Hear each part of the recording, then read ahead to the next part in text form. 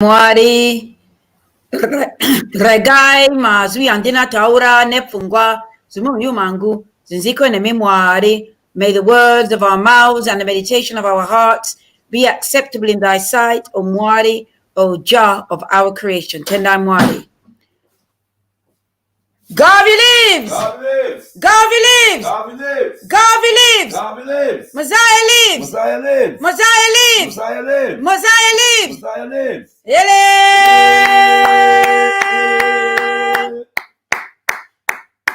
Royal elders, kings and queens, princes and princesses of great Mama Africa, I bring greetings in the most precious, powerful, and bountiful name of our motherland, Alkebu-Lan, in the spirits of our most gracious ancestors, and in a prayer for oneness, hope, and prosperity for all our people on the face of Mother Earth. Tendai Mwari. Tendai Mwari. Sisters and brothers, we are gathered here as part of the Mosiah season. The Alkebu-Lan Revivalist Movement honors the life and the legacy of the most eminent prophet and king, His Excellency Marcus Mosiah Garvey. We give credence to the UNIA-ACL established in 1914. And today, brothers and sisters, we celebrate and honor the great work, the great legacy that has been left for us. And so as part of the Mosiah season, it's 31 days of observance. We will be showing a documentary, a footage of a live interview with the late Baba Anthony Martin, commonly known as Tony Martin, author of Race First, Message to the People, and a number of other illustrious books. But before we proceed any further, brothers and sisters, I would like us to read from our daily affirmation, our Mosiah daily affirmation. This day is day 18. I know that Africans all over the world were honoring the legacy and raising up the spirit of Papa Garvey yesterday. It was such a beautiful thing. We were involved in our annual observance. But just down the road from us, there was another one taking place at the same time, which is just beautiful. There was those taking place online. It was just so beautiful to see brothers and sisters sending out pictures of Papa Garvey, pictures of the UNIA, the foot soldiers, sending out flyers of the different events that are taking place. We know that there's a spirit of Papa Garvey in the air. People that probably wouldn't even call Papa Garvey's name was calling Papa Garvey's name. And particular, more and more of us are embracing the term Mosiah for this month, most commonly known as August. We've named it after the eminent prophet and king, His Excellency Marcus Mosiah Garvey. And so we say Garvey lives, Mosiah lives, because he lives in the hearts and the souls, the minds of every African, even if we don't know it. He's told us to look for me in the whirlwind, look for me in the storm, look for me all around. So brothers and sisters, he told us that he is with us in the physical or in the spiritual. Tendai Mwari. And so the Alkebu-Lan Revivalist Movement, under the leadership of our spiritual leader, brother leader Bandaka, hail him. He put together this Mosiah daily affirmation, and you can see it's a bit worn, very used, very important book. Brothers and sisters, if you don't have one, you need to get one. We don't have a lot presently, but we will be reprinting. But in this is our small quotes from Papa Garvey and commentaries from brother leader Bandaka. And it looks something like this inside. So you see a quote and the commentaries. And at the back, we have memory verses for our children. So today is day 18. Every day, there's one for every day. And this one is called Put Your Race First. It's a good one. And it says, in a world of wolves, one should go armed. And one of the most powerful defensive weapons within the reach of African people is the practice of race first. In all parts of the world, yes, put your race first like all other races do. Such is the wisdom of the most eminent prophet and king, His Excellency Marcus Mosiah Garvey. Say, hail to the power of the word. Hail to the power of the word. Hail to the power of the word. Hail to the power of the word. Hail to the power of the word. Hail to the power of the word. Hail him. And I will now read the commentaries. It is considered intolerable, even racist by many of our people for us to think or talk in terms of race. They must be reminded, however, that race is not our word, neither is racism our deed. We are the victims of racism, not for the last 500 years, but over 2,000 years. We have been worried about AIDS for the past 2 decades because of its deadly impact, yet the worst genocidal epidemic of the past 2 millennia, which gave birth to AIDS, we are told to forget. This spells neither logic nor intelligence. But the most eminent one has spoken, and we have heard his call, and we will obey him and will put our race first. Such is the wisdom of our spiritual leader, Brother Leader Bandaka. Say, hail to the power of the word. Hail to the power of the word. Hail to the power of the word. Hail to the power of the word. Hail to the power of the word. Hail to the power of the word. Tendai Mwari. Tendai Mwari. Yes, sisters and brothers, that was our daily affirmation, and we read an affirmation every day we go to our shrine. Just to say, sisters and brothers, that this month, as I say, is our month of Mosiah, and we have our special libation is on the 17th. We had an opening ceremony, which was on the 1st of this month at our Shumira, that's our African spiritual worship, where we open. That is our official opening to the season, and then we will have different weekly events. So today is one of them, where we show some film, usually around Papa Garvey or that era. And this one hasn't been shown yet, a very important one, an interview with the late Baba Tony Martin, who we call the apostle. The official historian to the UNIA-ACL. And his work is phenomenal, brothers and sisters. He dedicated his entire life to collating information about the UNIA Garvey, the chapters. He traveled all over the world, just gathering information, chapters that were never even registered, but went to islands, different countries, and found chapters that people were still meeting, they were still gathering. Some of them still had their share in the Black Star Line, and saying you never know when that ship will come. So I think that's so beautiful, that's so powerful. Oh, yes. The trust and the belief we have in ourselves and our ability to fulfill and see what we said that we will do. And so the work still continues, sisters and brothers, and every single one of us has a part in it.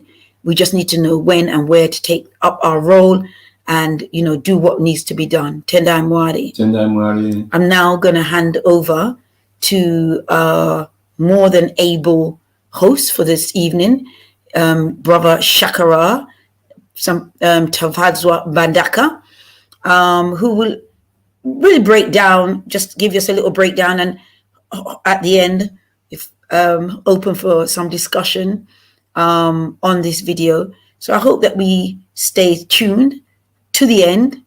It is a bit long, but brothers and sisters, Baba Tony Martin is not with us anymore. And so anything that we can, certainly in the physical, we know he's definitely in spiritual, but anything that we can get and we can feed off of his legacy and his work, and hear from him himself, then we should take great honor in doing so. Tendai Mwari. So we have Brother Shakara. Tendai Mwari, Brother Shakara. Welcome to the Alkebu-Lan Mosiah season. Tendai Mwari. Tendai Mwari, Mama Kai. Garvey lives. Garvey lives. Mosiah lives. Mosiah lives. All right. 9 more brothers and sisters. It's going to be a beautiful and powerful evening. Yeah, you know what I'm saying? So get your thinking caps on and also make sure you have your pen and your paper ready because this was 2007 and we had actually the pleasure of hosting Baba Tony Martin twice in that year. And for those who want a bit of a backdrop, the Alkebu-Lan Revivalist Movement, yeah, are based in London, UK. Most of you will know this, but I'm just explaining that for the international audience. And in that year, the British Society was engaged in a grand Mardi Gras surrounding the so-called abolition of the so-called slave trade, yeah, which took place in 1807, and we as the African community in the UK were engaged in counter propaganda against the forces of white supremacy, Western imperialism, as they existed in the form of the British government and its related institutions. And so in 2007, Baba Tony Martin happened to be in the UK in April of that year. We caught wind of it and we invited him down to our headquarters in East London for a little bit of a, you know, up close and personal, intimate conversation. Yeah. And it was hot on the heels of the release of what was then his latest book concerning the life and legacy of the UNIA and Papa Garvey, which was this book, Ashwood Garvey. All right. Ashwood Garvey. And so we also had the pleasure of hosting him for the African Empire Strikes Back, which was, hosted by the Alkebu-Lan Revivalist Movement as our counter offensive, as a part of our counter offensive, our contribution, within the context of the African community UK against the propaganda that was going on in British society. Now, having said all of that, what we're going to get in our showing today, never seen before footage. Yeah, this has never seen before publicly outside of the realms of the Alkebu-Lan Revivalist Movement. And Baba Tony Martin will deliver, a brief expose on the UNIA and the life of Mama Amy Ashwood in particular. And then we open to Q&A from the floor. Brothers and sisters were able to ask some questions. And Baba Tony Martin was candid and gave some answers that we've probably never heard anywhere else. Having said that, there are some important moments in this, and one of them relates to a publication that he was working on, and that is still incomplete because of his untimely passing. But I'd like for you to take note of the name, yes, of this unfinished work that Baba Tony Martin had in progress before he passed away. He is also asked about the circumstances surrounding the success of the UNIA. He's also asked about the scholarship of others who are noted to be scholars on the life and legacy of Papa Garvey and the UNIA-ACL. And so, without further ado, brothers and sisters, we're going to begin our screening for this evening.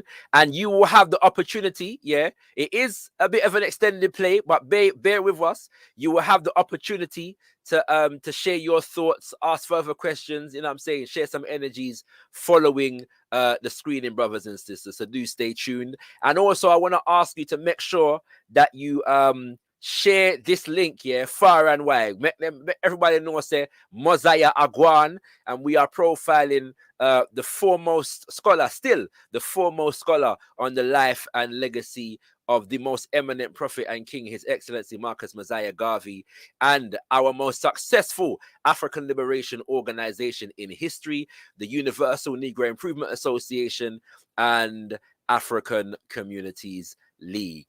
All right, kings and queens, we're going to bring the screen forward for you right about now as we get into the thing.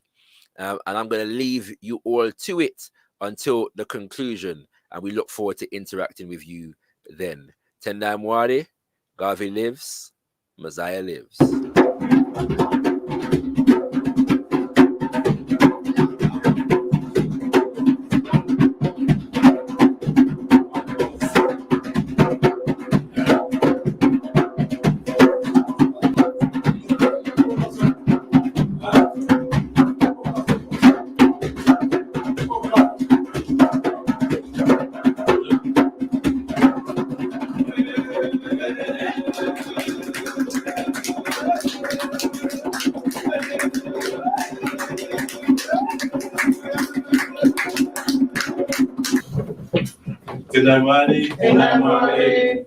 Can we assume the sign of Umoja for those that don't know is the interlocking fingers, sign of Umoja, and close our eyes?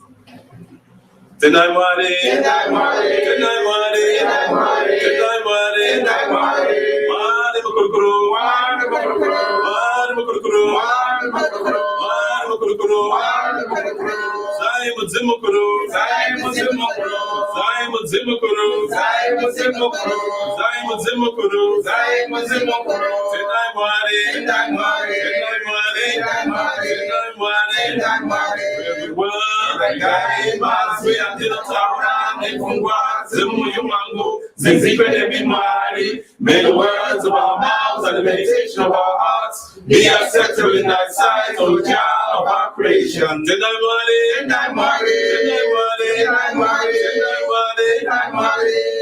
our eyes, brothers and sisters. Lazima tutashinda bila shaka. Lazima tutashinda bila shaka. Lazima tutashinda bila shaka. All power to our people.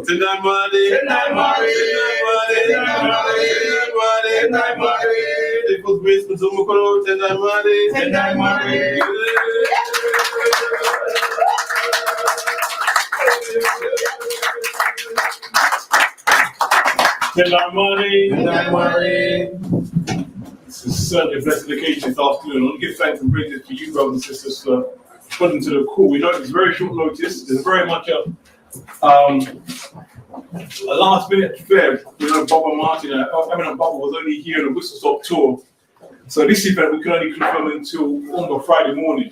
So we give thanks to you, brothers and sisters, for responding to that call so quickly and so resolutely. Yeah. And again, it's what we need to do when our esteemed ones come to us. Yes. We need to give them the due honor. So can we head ourselves for being here, brothers? Yeah.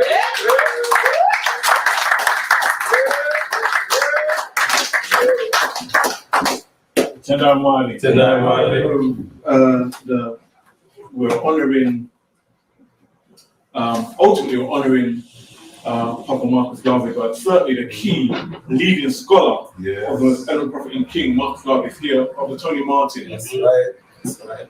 Most of you here because you know about Tony Martin, but we know that certainly Papa Martin's relationship with the community here has been long and rich. And certainly one of the key stages that was about 4 years ago when the Mayor of London, not our Mayor of London, the Mayor of London, was going to organise a conference called First Voice, a dialogue with the diaspora.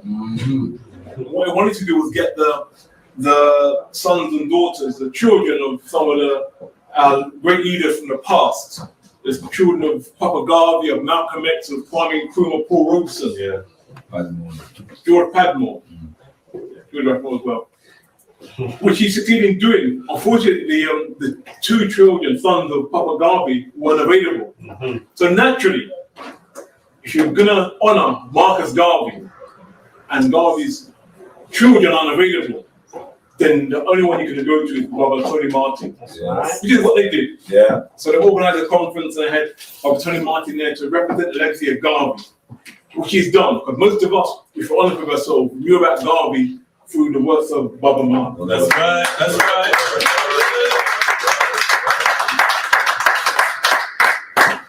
We heard lots of bits and pieces of Garvey. He did this, he did that. He got either fraud, he got prison, whatever. These are kind of things that got filtered down through various sources throughout our lives. But when we buck up on the works of Baba Tony Martin, Race First, good book. Philosophy of Opinion, which he published. Message to the People, Political Connection, History Garveyism, works about this Garvey. Then we got an idea of actually the greatness of our prophet. The challenges he had to face, but ultimately the triumphs that he manifested on our people for that time and for all time. So Bob Martin was on the bill. Many were excited in seeing our great warrior scholar. Then the news came out that they had decided that because of a platform that he shared with certain individuals, then on principle, they had to ban him from the conference. The community wasn't having it. That's right. We said, fair enough, Ken. and Ken's employees. Mm-hmm. We want the brother to speak. That's right. So we organised to bring him over, and the brother spoke to us duly for 2 nights, November 30th, December 1st, year so-called 2003. Mm-hmm. Yeah. For over 1,000 people those 2 nights. It's a Right. time for that community. Right. It's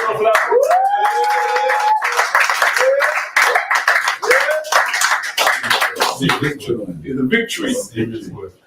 Because forces, the enemies of Africa, organize to separate our esteemed scholar and our elder from us. Mm-hmm. An African community came together Mm-hmm. to bring him closer to us, That's and we right. succeeded. That's right. Word. Oftentimes, you hear people in the community say the organization can't work together, we can't achieve nothing. That's a major Yeah. achievement, Yes, which had a global impact. that's right. Through cyberspace, the email were going to and fro when they heard Bob Martin had been banned from the conference, Mm-hmm. and when they heard that organizations had got together and brought him over, Mm-hmm. and he spoke. Even through the sabotage of the first venue we had, being pulled from under us and away from us, with 2 days before the first event, we organized again as an alternative venue. These are the kind of things that the history of our community here we need to remember. Yeah. A coalition of Pan-African. Coalition of Pan-African organizations organized the African United Action Front, the Covenant Revivalist Movement, the Global African Congress, and the New Black Panther Party, I believe, organized to bring over Bob Tony Martin.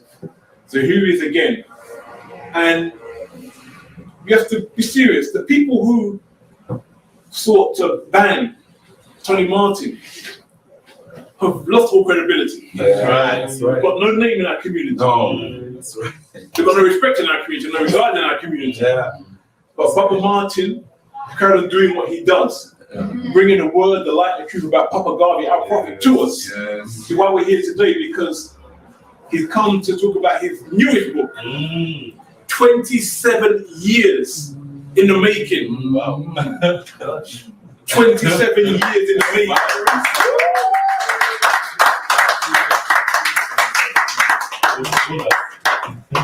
That's a sense of mission and purpose, which is Garvey like. That's right. That's right. That's right. Mm-hmm. Wow. So while others have faded and lost all credibility, Yes. our brothers going from strength to strength, realizing that us, the children of Papa Garvey, still are thirsting for more knowledge and more information, more inspiration about our prophet and king. Yeah. And indeed, those who influenced his wife, including his queen, Amy Ashwood, and Amy James Garvey. Without further ado, we have to, and there's more works to come as well, I have to say as well. Yeah. More works to come. Yes. From my friend. It doesn't stop, but then there's so much to learn about Garvey. Yeah. That's right. There's plenty out there already which we can give due thanks and owe our elder for. There's so much still to learn.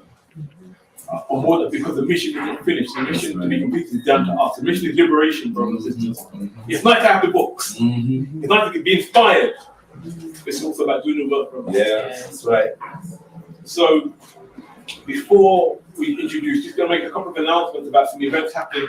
First of all, tomorrow, the Alkebu-Lan Revivalist Movement hosts a weekly radio show, evening, Monday evenings from 8 till 10 p.m.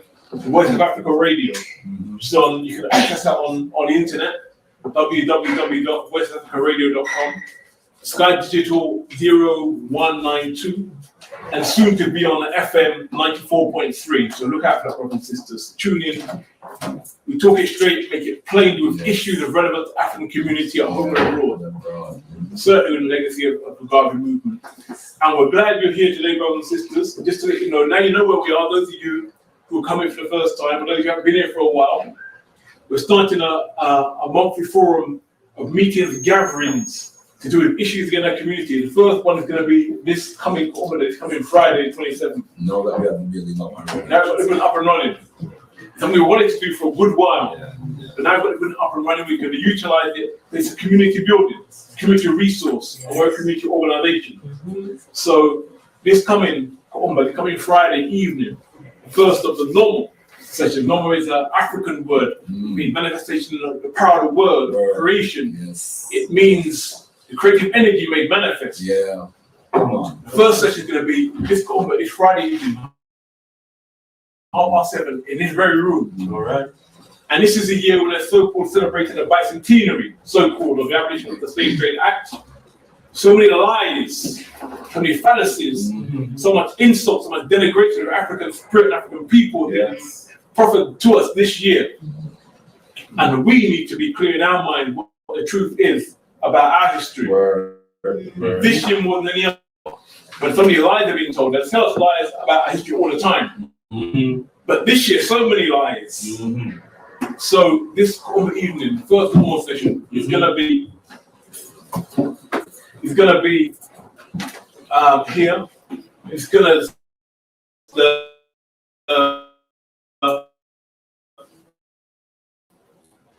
topic is gonna be because we know one of the key responses when we talk about and express our anger and our hurt and our pain of the Ma'afa, violence leaving, our Holocaust, if you would use that term. The immediate response is, well, Africans are Africans into slavery. And it's not true. Often we don't have the information to counter that argument. We're going to get information on Friday, brothers and sisters, all the information that we need. And it's fitting as our first normal session. I was to welcome in here today a leader in our midst and in our community. The speaker on that day is going to be none other than our spiritual leader from Leader Bandaka, the spiritual leader of the Alkebu-Lan Revivalist Movement. We're healing, brothers.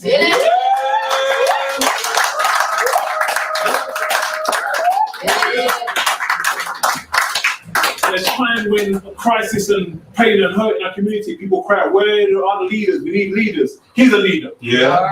A leader of 20 years plus standing. A leader whose children are following in his footsteps. This is what leadership is really about. Not being on TV, but the radio, talk foolishness at every opportunity. You lead an organization that works tirelessly for the liberation of our people. That's leadership. And Brother Leader is one of the best examples we can find in our community anywhere on the planet. That's right. What's on?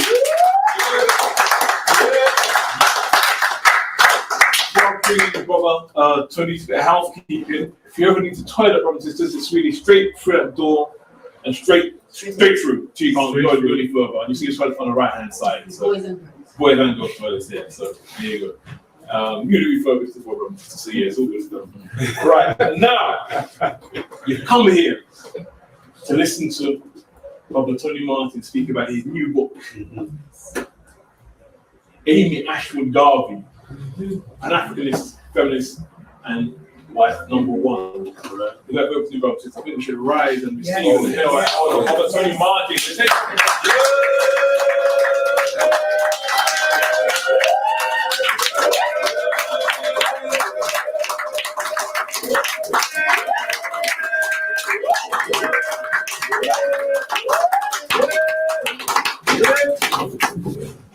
Thanks very much, Brother Tunji. Very nice introduction. Thanks very much, Brother Leader and Dhaka and ARM for inviting me here once again. It's becoming like a home, away from home in London. Yes. Thank you very much for the introduction. As Brother Tunji mentioned, I was invited today to talk about my new book, which is a biography of Ashwood Garvey. It's the that's the first wife of Marcus Garvey. This is what the book looks like. So I'll talk about it when we may have a book signing. We only have about 6 months to go. It's okay. There'll be more coming. Tapukai is my distributor here in London, so we'll have that in due course. As we all know, everybody in this room, of course, knows the Honorable Marcus Garvey. We don't need much of an introduction, but nevertheless, one still has to pay homage to the Honorable Marcus Garvey. Yes. Our great leader, or greatest leader, as far as I'm concerned. A man who did so much for our people. As I mentioned the other day, a man who, as somebody once said, put backbones in our people, and push bones. Someone who sold our people to ourselves. Somebody said that. Sold us to ourselves when we didn't even believe in our own selves. He was able to market us to ourselves. That's right. I was believing in ourselves also. And of course, we know what that did become detailed. We know he built the largest mass movement ever had. A movement that had millions of members all over the world, especially the African world. Over 40 countries, from Australia to Zimbabwe, A to Z. He was all over the United States of America. He was in practically every place in the Caribbean. He was in Central America. He was in many countries on the African continent. He had a few branches here in England and in Wales as well. He was all over Canada. It's almost, you could almost literally say that there was hardly any place that our people lived in the 1920s that Marcus Garvey did not organize our people and build us up. And of course, Marcus Garvey came on the scene politically at a very awful time in our history, a time that some historians have called the nadir, meaning the lowest period of our history. You know, we had emerged from enslavement a few years earlier in North America and the Caribbean.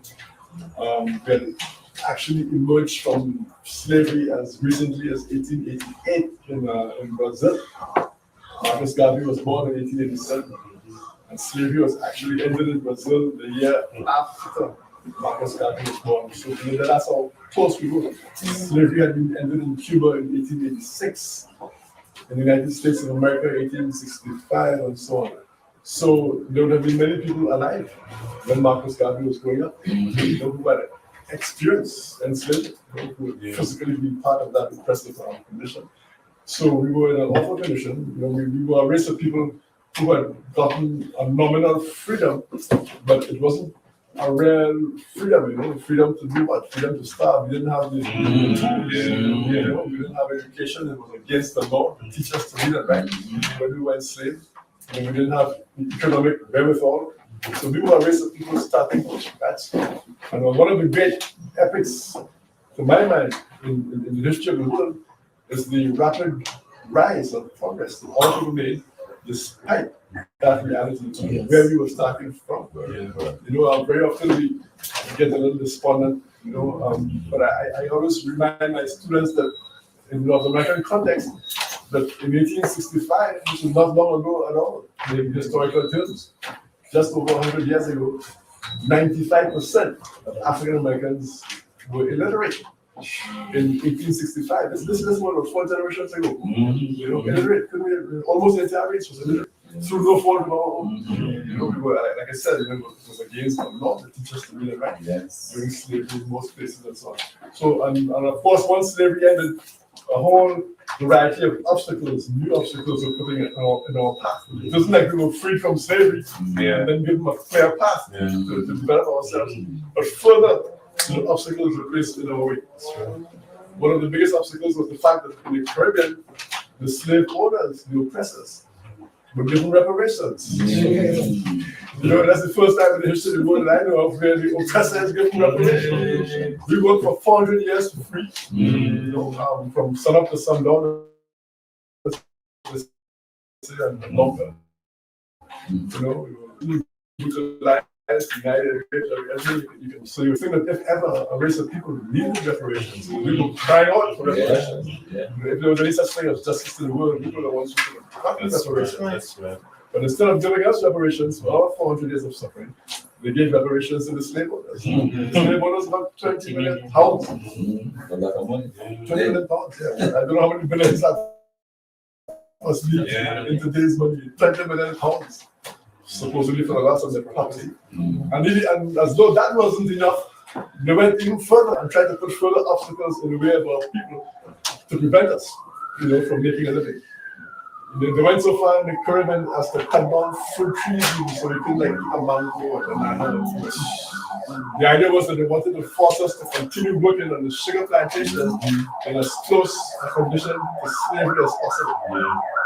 So they figured if we could go in the bush and pick a banana and eat, it means we might have the same necessity, the same dire necessity to go and work in the white man's plantation. So they wanted to force us into a situation where we would be totally dependent as during the days of enslavement. Sort of cut down fruit trees, they would pass laws. They passed laws saying that it was illegal to buy land in small plots. Because even though we had no money, some of us would develop skills as carpenters, bricklayers, whatever during slavery, so we could at least work maybe once slavery was over, maybe a few dollars, maybe buy 2 acres somewhere. So they passed laws saying that it was illegal to sell a small portion of land. They know that the former African would not have accumulated enough wealth to buy, say, a big plantation in 100 acres. The most we can buy in 1 acre, 2 acres. So instead of it was illegal, they transferred it to 2 acres. They must buy a whole plantation, 100 acres. And many of our African, ancestors actually put their money together, the little savings they had, and they bought big plantations very often, and then divided it up.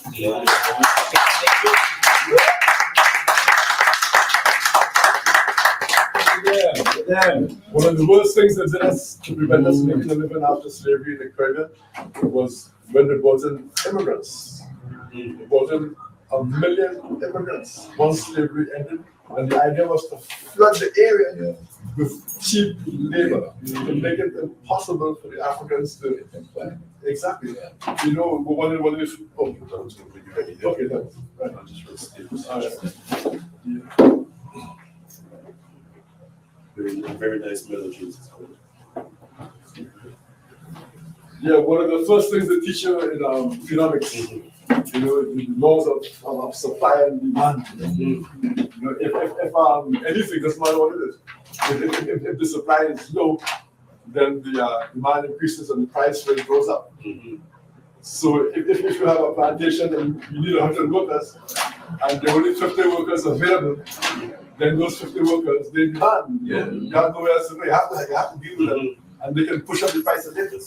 So what they did to us when slavery ended, in order to prevent us being in that position where we could demand a proper wage and push up the price of labor, they brought in 1 million workers from the market. So when the supply is great, the price goes down. So we brought in 500,000 Indians from India, brought in people from China, brought in people all over, Madeira, Portugal. They even brought in a few from Germany and France and all. Japan, even, Indonesia, even, Suriname. People they call it Japanese in Suriname, Indonesians. They brought people from everywhere they could find. And the idea was to flood the place with workers who would be as close to slavery as possible, and therefore prevent us from reaping the benefits of our so-called freedom, and that is the ability to demand a higher wage. And so what happened, the result of all that was that our people now, when slavery ended, had to start emigrating, leaving the Caribbean to search for work. We couldn't find work with dignity at home.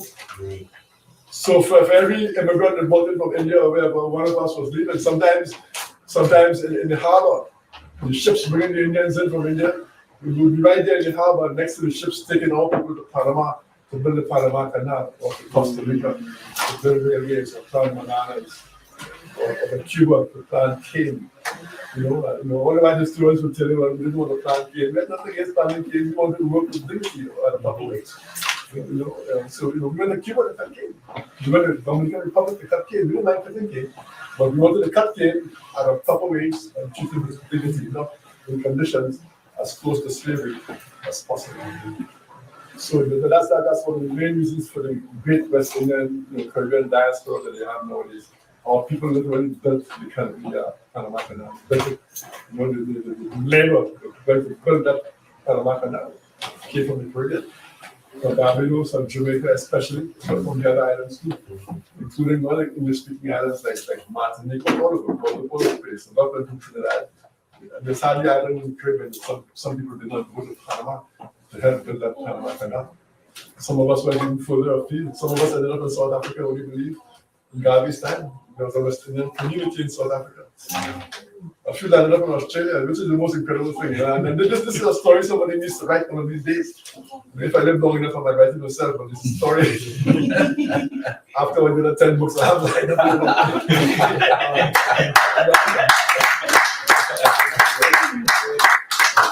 And then each of them takes 27 years. No, you means you have to live long, you have to live to over 100. That's right. So I'm like 200. Take like 217. But one of the books I really would like to write one day is a history of Caribbean, of the Caribbean diaspora. The Caribbean people are really a remarkable people. A lot of this is unknown history, man. Like I said, when Garvey began building his movement in South Africa, a lot of the people who were pioneers in South Africa were Caribbean people who had been seamen, jump ship or whatever in Cape Town and stayed there and became South Africans. And many of the leaders of the South African struggle in that period were people from the Caribbean. Places like Jamaica, St. Vincent, The first black person, the first African person to be allowed to practice law in South Africa was a man from Trinidad. The same Henry Sylvester Williams, who had the Pan African Conference in the country. There was a man from Antigua, I think he was, who was a boxing champion in Australia in the 19th century. This is like 1870 something or 1880 something. A man from the Caribbean was a boxing champion in Australia. Australia is a place that had a whites only policy. They only let black people come in. But somehow this Caribbean guy, ended up being a boxing champion in Australia. I Send thumping way in. Send thumping way in. Oh, yeah. Yes. Yeah, so a lot of this worldwide dispersion of our people was based on this necessity to find work with dignity that was not available at home. A few began to come to North America as well. This is even before Garvey, like late 19th century, we found a few Caribbean people coming from North America as well. But the North American move didn't get to be a real flood until just before Garvey's time, in the early years of the 20th century, 1910s, 1920s, in that period. Yeah, so this is the period when Garvey was coming on the scene, in a period when our people were suffering again all over. Slavery was done, and suffering didn't end in any way. And the same thing that was true of the Caribbean was true in other areas. In African America, that was one of the worst periods in African American history, because that was the period when lynching became a national pastime. This would lynch African people in the streets almost on a daily basis. Every year there would be records of maybe 200-300 African people being killed in the streets. They would hang them, from trees, from lampposts, they would burn them to death in the street. Riddle them with bullets, drag the body through the streets of the end of a motor car, stuff like that. And more lynchers were taken to jail or anything. Everybody would just turn a blind eye. In fact, the usual verdict, if it ever got to the point where there was a coroner's inquiry or anything, the verdict would be death by persons unknown. The people who perpetrated the lynching, they would actually pose photographs. And I'm sure you have seen those. There used to be a website, what it's called, just a couple years ago. And it's now, what was on the website was photographs of postcards. These are postcards with mail, through the mail. You go on a holiday, you send them a postcard. That was an important kind of genre within the history of postcards in the United States of America. They would make postcards, of lynchings. So there would be an African person, being burned to death. There would be maybe like 100, 200 white people, sometimes 2,000 or 3,000 even white people around him. Or her, sometimes it was her, the lynch woman, the lynch children, the lynch everybody, sometimes the lynch whole family. So nobody's face was hidden or anything, but yet the verdict would be death by persons unknown. There was one headline I saw in an old newspaper from 1919, I think it was, in Louisiana, and this article was about a lynching that was planned for the next day. And the headline was, 3,000 will lynch Negro tomorrow. That was the headline. 3,000 will lynch Negro tomorrow. This lynching was taking place in Mississippi, which is next door to Louisiana. And the story said that special trains were being chartered. The community was chartering special trains to bring people from the countries to come into town, to witness this lynching. I think the person with the lynch was injured, and they were trying, the doctors and whatnot were trying their best to keep him alive, but he wouldn't die before the lynching. Because if he died before the lynching, the crowd would be robbed of the spectacle. Yeah. So when I said lynching was a national pastime, this is no exaggeration. And this went on for years. And then when Garvey came to the States, this phenomenon was at its height. This was at the height of lynching. This was at the height of the disfranchisement as African Americans. Black folk had lost the right to vote, which they got for a very brief period after slavery and during slavery years, exactly. During slavery, they couldn't vote. During Reconstruction, they got the right for a very short period, they lost it again. By the time Garvey came on the scene, they had lost the right to vote all over again. And of course, motherland Africa, the situation was just as bad, if not worse. Many people don't remember that Africa was really conquered by Europe after the bulk of that transatlantic slave trade ended. It wasn't during the slave trade, it was after the slave trade. The slave trade, just blew Africa away. And when Africa was weak now, having been weakened by 400 years of the slave trade, then imperialism took over, Europeans began to conquer Africa. So that was happening too when Garvey was coming in. In fact, the UNIA, Garvey's organization, was started back in Jamaica in 1914. And that's roughly around the same year that the last African countries were being conquered. This is what they call a scramble for Africa. It's an imperialist scramble for Africa.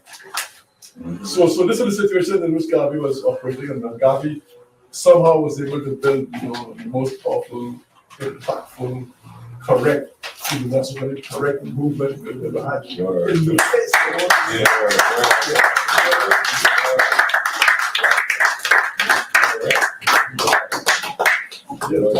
Garvey was an African nationalist. You gotta break it down with just 3 basic concepts. African nationalism then as now. The first was race first. Come on. Yes. Come on. Own racial self-interest first. Yes. Whether it was seeing God, our own image and likeness, whether it was writing our own history from our own perspective, writing our own creative works, whether it be poetry or novels, whatever, songs, lyrics, whatever, from our perspective. We were putting forward our own propaganda. All of this was race first. Seeing beauty in ourselves. All of that was race first. There's a book by that name. Hopefully somebody will show up. Hopefully. Yes. The second basic idea that Garvey put forward as part of his African nationalist philosophy was the concept of self-reliance. That's right. Do for self. Self-reliance. Yes, we need reparations, but we don't need charity. There's a difference between reparations and charity. We don't need to sit back with anybody mindless. We've got to do for ourselves. That's right. Reparations are debt that's owed to us. We have to get back what is owed to us. But we still have to get up and do things for ourselves. Absolutely. Fight our own struggles. Define our own reality. That's self-reliance. And the third idea Garvey put forward was nationhood. And that is that we should build nations, we should build political power. All levels. Political power. So these are the ideas in which Garvey built this great movement. Now, Garvey built this movement not only in this kind of a context, this world context, emerging out of enslavement and so on, but once he began to build a movement, all the major powers in the white world began to mobilize against Marcus Garvey and the UNI-ACL.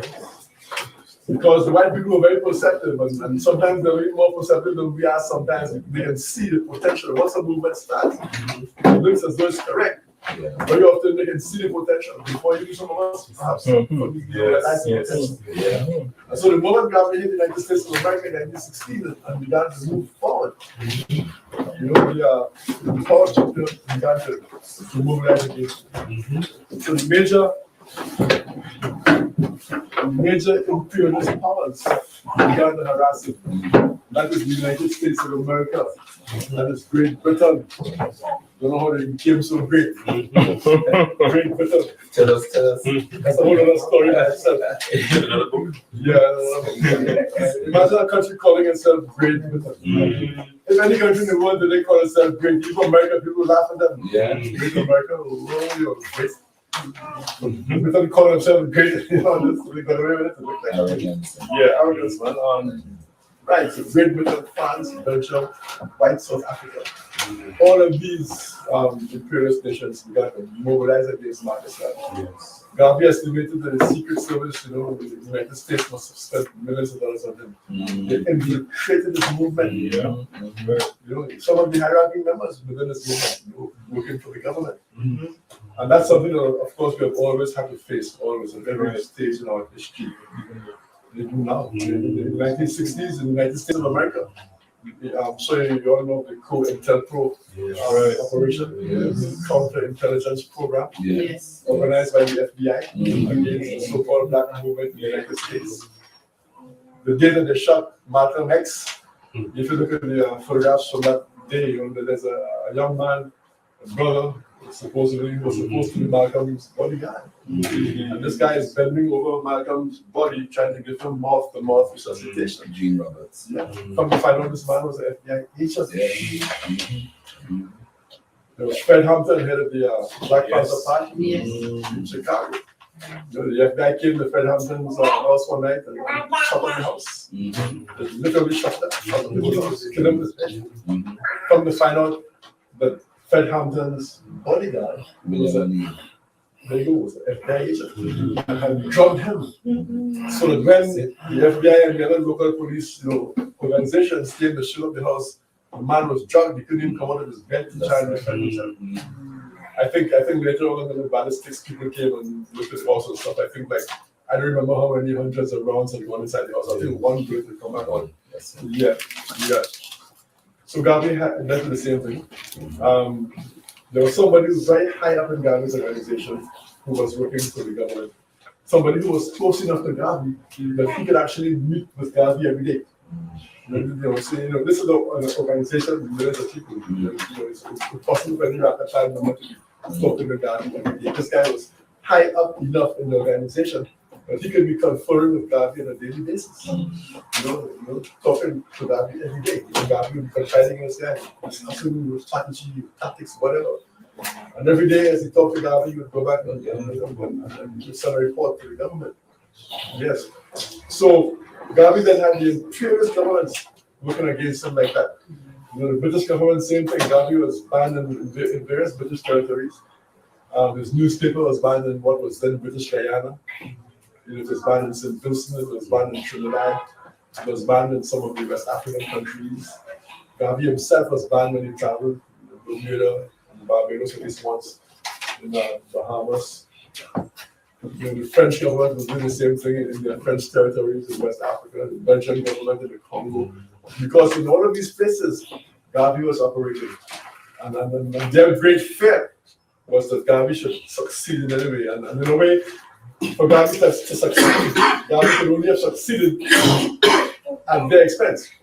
When Garvey was telling people to become, nationally minded and race first and land, it meant that, that was against colonialism. This was inherently. Garvey didn't have to say I'm against colonialism. All he had to say was do for yourself, do for yourself. And that was essentially against colonialism. Yes. Of course, they realized it. There was one incredible case in what used to be Southern Rhodesia, what is now Zimbabwe, where an African imported some copies, like about 3 or 4 copies of Garvey's newspaper, the Negro World. He imported them from South Africa into Zimbabwe. This man was given life in prison. Life in prison. That is the kind of harassment that Garvey was suffering in the 1920s. After much agitation, the sentence was sorry, he was sentenced to death initially, but the sentence was commuted later on to life in prison. After much agitation, people had to go to England and petition Parliament in London, that kind of thing. So Garvey had to build this movement then in the face of this kind of constant harassment from the previous governments.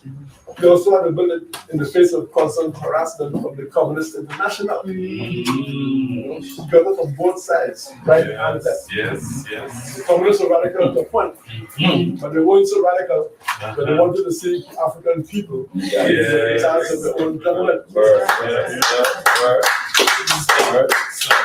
That was the limits. Yes.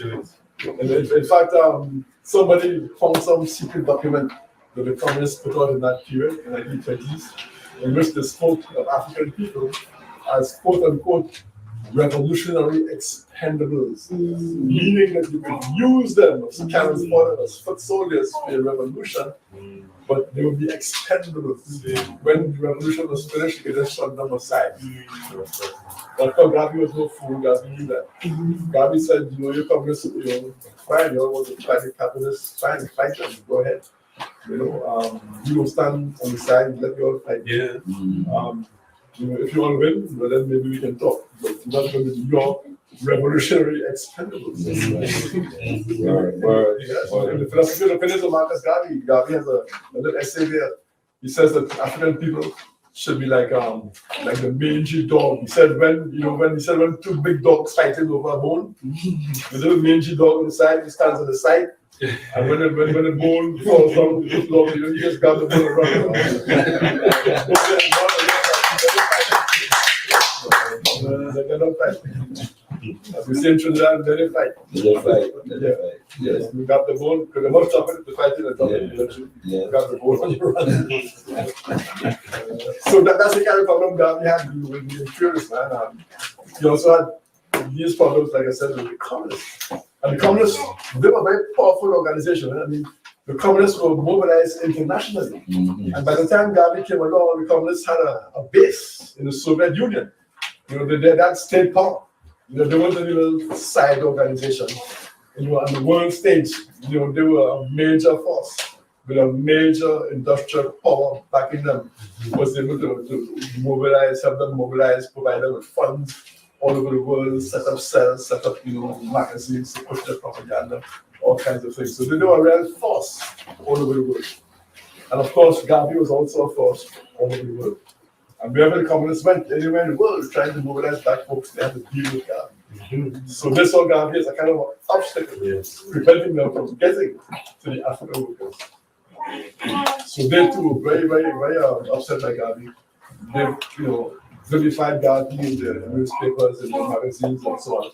There was one case where there was even a street fight between Garvey and the communists in Harlem. This is even after Garvey was deported back to Jamaica. I talk about this in race first. At least one communist got killed in that fight.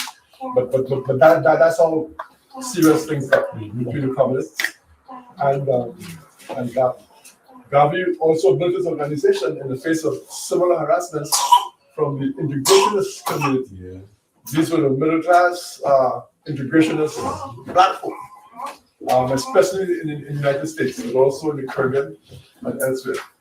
The organization we normally associate with the integrationists in the United States is the NAACP, the National Association for the Advancement of Colored People. As I mentioned in Brixton the other day, Garvey called it the National Association for the Advancement of Certain People. And this organization was an organization that, even though people think of it as a black organization, this organization, the NAACP, was founded by white liberals and Jews. They were also founded that organization. And what is so fascinating about the Jews who were among the founders of the NAACP is that many of them were Zionist Jews, meaning that they were the most nationalist element within the Jewish community. The Zionist Jews were the most nationalist Jews within that Jewish community. And what is fascinating to me is that Zionist Jews who were nationalists among themselves would form an integrationist organization for black people. You know, so nationalism was good for them, but not for us. You know, you would think that okay, they're Zionists, they're nationalists, they went to Marcus Garvey, who's a nationalist. So they saw something in Zionism that the other, you know, short-sighted black integrationists who were with them couldn't see. So and they struggled against Marcus Garvey. When Garvey was sent to jail in 1925, in 1923 when he was convicted. He was convicted in 23, but then sent to jail in 25 after he lost his appeal. But when he was sent to jail in 1923, the judge who sent Garvey to jail who gave him the longest possible sentence, who gave him the highest possible fine, who also charged him the cost of the entire case. And if anybody here has ever gone to court, you better hope that never happens to you, because if you are charged the costs of the case, and that's like many times bigger than the biggest fine.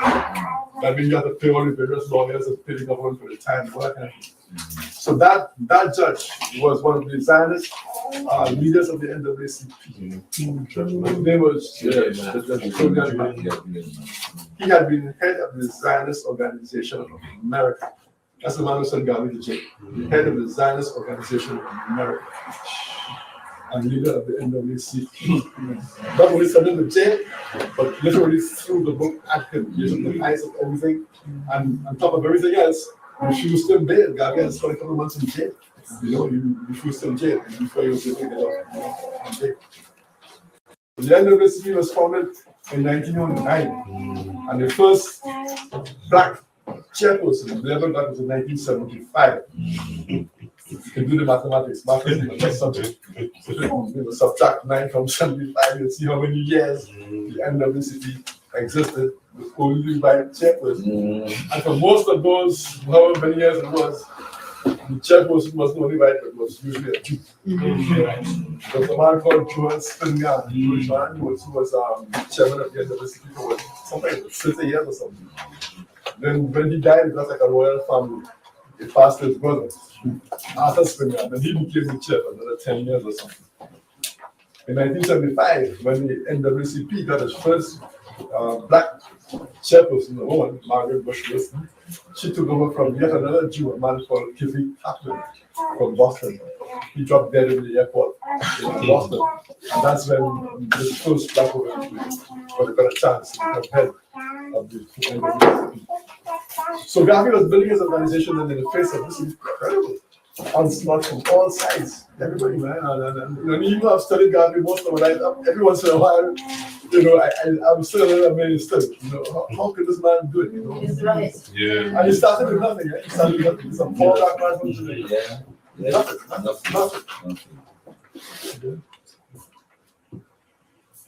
Okay, right. Okay, I'm asked to get on my Ashwood soon. Okay, so we're supposed to be launching this book today then. Maybe I should get so soon,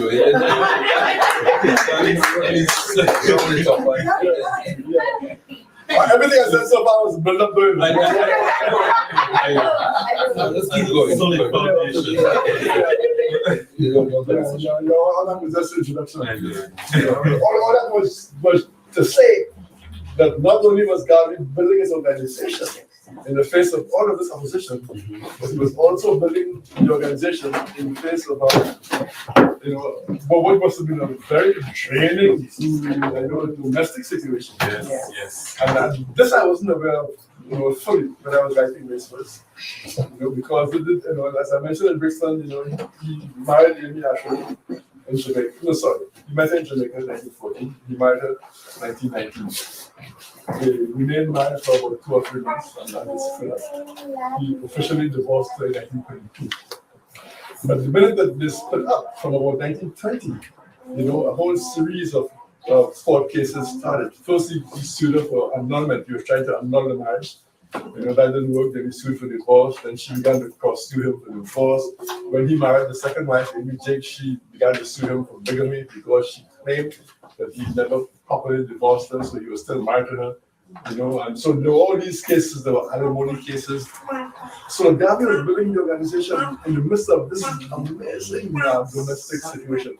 I mean, that alone, the man would be enough to drain anybody. It was a drain on his financial resources. He was important in it. And Amy Ashwood was, she was a hell of a campaigner. I mean, she just went all the way to try to harass him. Regardless of who was right and who was wrong. The fact is that she devoted, you could say, the rest of her life to that extent, to harassing this man. They met, like I said, in 1914. She was a very brilliant young woman. She was a debater. She was an activist. And Garvey was attracted to her shortly after he came back from London in 1914. For the first couple of years of the movement in Jamaica, before Garvey came to Harlem, Amy Ashwood was one of his main, co-organizers. They traveled around Jamaica together. The early UNI-ACL did a lot of charitable work in Jamaica. Christmas time, they would go to the hospital and visit the sick people. They would have a treat for poor people, that kind of thing. They had an employment bureau trying to get jobs for people. And they were trying to set up what Garvey called an industrial farm and institute, something based after the lines of Tuskegee Institute. Yes. That's Booker T. Washington's college in Alabama, Tuskegee, Alabama. In fact, that's the reason that Garvey came to the States in the first place, because he liked what Booker T was doing. He wanted to meet with Booker T. Booker T died just before he came to the States. When he came anyway, he went on a lecture tour. And Garvey's intention initially was only to spend about 5 months in the US, speaking, and go back. But of course, there's more. One thing that one another. No, Amy Ashwood, so, yes, the book, again, it's a biography of her. I did indeed work on it for 27 years, not continuously, on and off. Every couple of years I would stop and write something else and come back to it. And that went on for 27 years. So at least it isn't like the time was wasted. I was on other stuff to show. So, in between times for the 27 years. Yes, but the book is, but I would say the book, I would say the life. There's a totally fascinating life. And it kind of breaks itself down into several different subplots, if you like. In Brixton, I call them, it's like several books within the one book. And at one level, it's almost a soap opera in a way. Because Amy Ashwood, the first wife, was the best friend and roommate of the second wife, Amy Jakes. Both of them were named Amy. Both of them were best friends, roommates, both from Jamaica. Amy Ashwood had been Garvey's private secretary. Amy Jakes became the private secretary later on. When Garvey went on his honeymoon in 1919, he took along Amy Jakes, who subsequently became the second wife. But not as an outside woman yet, I don't think, but as his private secretary. Because it was a working honeymoon. He was raising money, he was giving speeches. So he took along a whole staff. So she, as the private secretary, obviously had to come along with them. When they broke up, within about 2 months, Garvey accused, his justification for breaking up, he accused Amy Ashwood of infidelity. And I hate to say that my research suggests that there really was indeed a good bit of infidelity on her part. Including infidelity with several members of his own organization. He accused her of alcoholism. Garvey said that when they went on their honeymoon, the day after they got married, they took a train and went to Toronto, Canada. That was the first stop. And Garvey says when they were coming through customs, the customs officer found they concealed a bottle of whiskey in Amy's luggage. And Garvey said it was the most embarrassing moment of his life, but he had no idea everyone had a bottle of whiskey there. Now, today, in today's situation, that's not a big thing. Bottle of whiskey is not a big thing, but this is 1919. Like cocaine in it. Yeah, probably worse than cocaine. I think cocaine might even have been legal in those days. Coca-Cola, Coca-Cola, Yeah. Coca-Cola, cocaine. That's why Coca-Cola. Yeah. So it was worse than cocaine.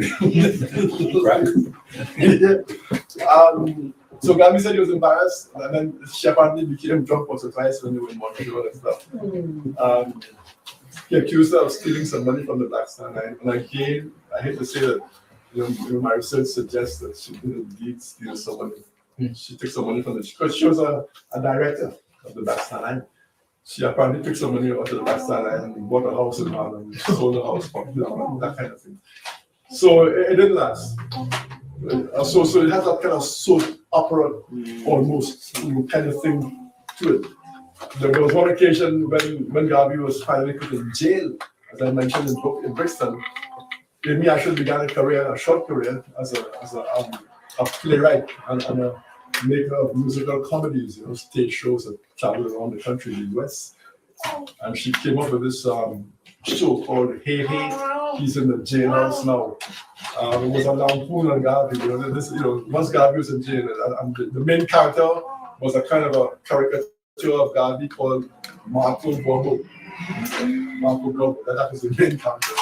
You know, and this character goes to jail and whatnot and whatnot. Basically making fun of the fact that Garvey was in jail. She brought another lawsuit while Garvey was in jail, another bigamy lawsuit. But this time Garvey was able to strike back from jail. He hired some lawyers. Garvey was in jail in Atlanta, but Garvey hired some lawyers who hired some private detectives. Because apparently it was very well known. Amy and her affairs were very well known. So she's suing him for bigamy and whatnot. So he decided to sue her, you know, for divorce, you know, and the grounds of, you know, having other men and stuff. So he actually got his detectives to break into her apartment in Harlem one night. And they found her in bed with some guy, and supposedly took photographs and whatnot. So when the case came to court, you know, her case largely broke down on all that issue. For the rest of her life, she never accepted Garvey's, you know, divorce of her. Garvey divorced her in 1922 while she was here in England. He went to Missouri and set up a fictitious residency. He claimed to have been resident for a year in Missouri. I think he might have been there like a weekend or something. But it worked. He got a divorce. He married Amy Jakes in 1922. When Ashwood heard about it, she rushed back to the States. She wrote President Calvin Coolidge. I have the letter there in an appendix in the book. There's a very interesting letter. She tells Calvin Coolidge, this is the president of the USA. She says, I'm going to fight Marcus Garvey to finish. Yes, and she says, will you please free him from jail? But she says, the reason I wanted to let him out of jail is so that when he gets to Ellis Island was a processing place for immigrants. So that when you want to send him to Ellis Island, I want to be there to meet him with a warrant for his arrest for bigamy. So that's why I want you to let him out of jail so I can have him arrested for bigamy. So that was the kind of thing that began to go on. One of the most amazing things about the soap opera element of it is that I'm fairly convinced, again, based on my research now, that Amy had at least one child for somebody else but Garvey. And Garvey actually agreed to accept that child as his own. It's the most amazing thing. This is a letter that Amy Ashwood herself wrote to Garvey. And Garvey kept the letter and produced it as evidence in the court case. So I was able to go to the court records and read the letter. It's a handwritten letter. And Amy says in the letter to Garvey, she's saying, well, look, you know, she's kind of apologizing for what she did. And she's saying, you know, I'll never forget your words, your exact words to me were, Amy, you know, I will marry you if even the baby is not mine. I guess Garvey is a very kind of, I guess what nowadays is like an old-fashioned person. He had this notion of, you know, of a woman maintaining her dignity. So his thing was that, okay, how much I my child, but I will still marry you to protect your name and your family. So most of these people, that's what Garvey is. Yes, and even that, yeah, you can say she. Nevertheless, though, well, I mentioned one other thing in terms of this soap opera element. Even after Garvey died, she didn't let her talk. You know, but when Garvey died, she was in Jamaica. She had memorial meetings. Now Garvey's death is kind of interesting because Garvey died right here in London, 1940, June 1940. But what happened was that he had two sets of strokes. The second set of strokes killed him. After the first set of strokes, George Padmore, of all people, this is the worst thing George Padmore ever did. I mean, I like George Padmore, but there's no justification. I don't know what was that George Padmore. George Padmore was in London at the time as well. He put out this false story, that Garvey had died. You know, and George Padmore was here in London. You know, he could have just gone on the road and checked for himself.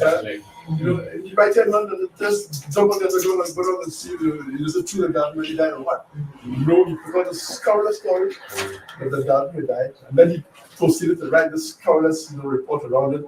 How Garvey died a broken man and abandoned by everybody, and he went on to say Garvey died a tool of the imperialists, and he had made his peace with the imperialists. Total madness. It is said that Garvey, you know, after the first set of strokes, you know, he actually was able to read some of these obituaries, you know, and so it may be that these obituaries might have been the final, you know, stroke, because the man was already very weakened by the first set of strokes, so have to read all this stuff now. And it was in this very period that Amy Ashwood, who was in Jamaica, began holding memorial meetings for Garvey. You know, after trying to, you know, to harass him for all these years, all of a sudden now she began holding memorial meetings, and they were carried in the Jamaican Green and so on. And I often wonder whether that too may have come to Garvey's attention. But if that came to Garvey's attention, that might have helped people to see this woman trying to trade off his name and such. That's kind of a way holding memorial meetings for him in Kingston. Now, when Garvey died, his wife, Amy Jakes, who was not his wife, had been his wife since 1922, she tried to bring Garvey's body home. The war just started, the Second World War, and it was difficult to get permission to ship the body back to Jamaica. She had the body, embalmed and placed in a Roman Catholic cemetery in Kensal Green. Kensal Green, Roman Catholic ceremony, catacomb number something like this.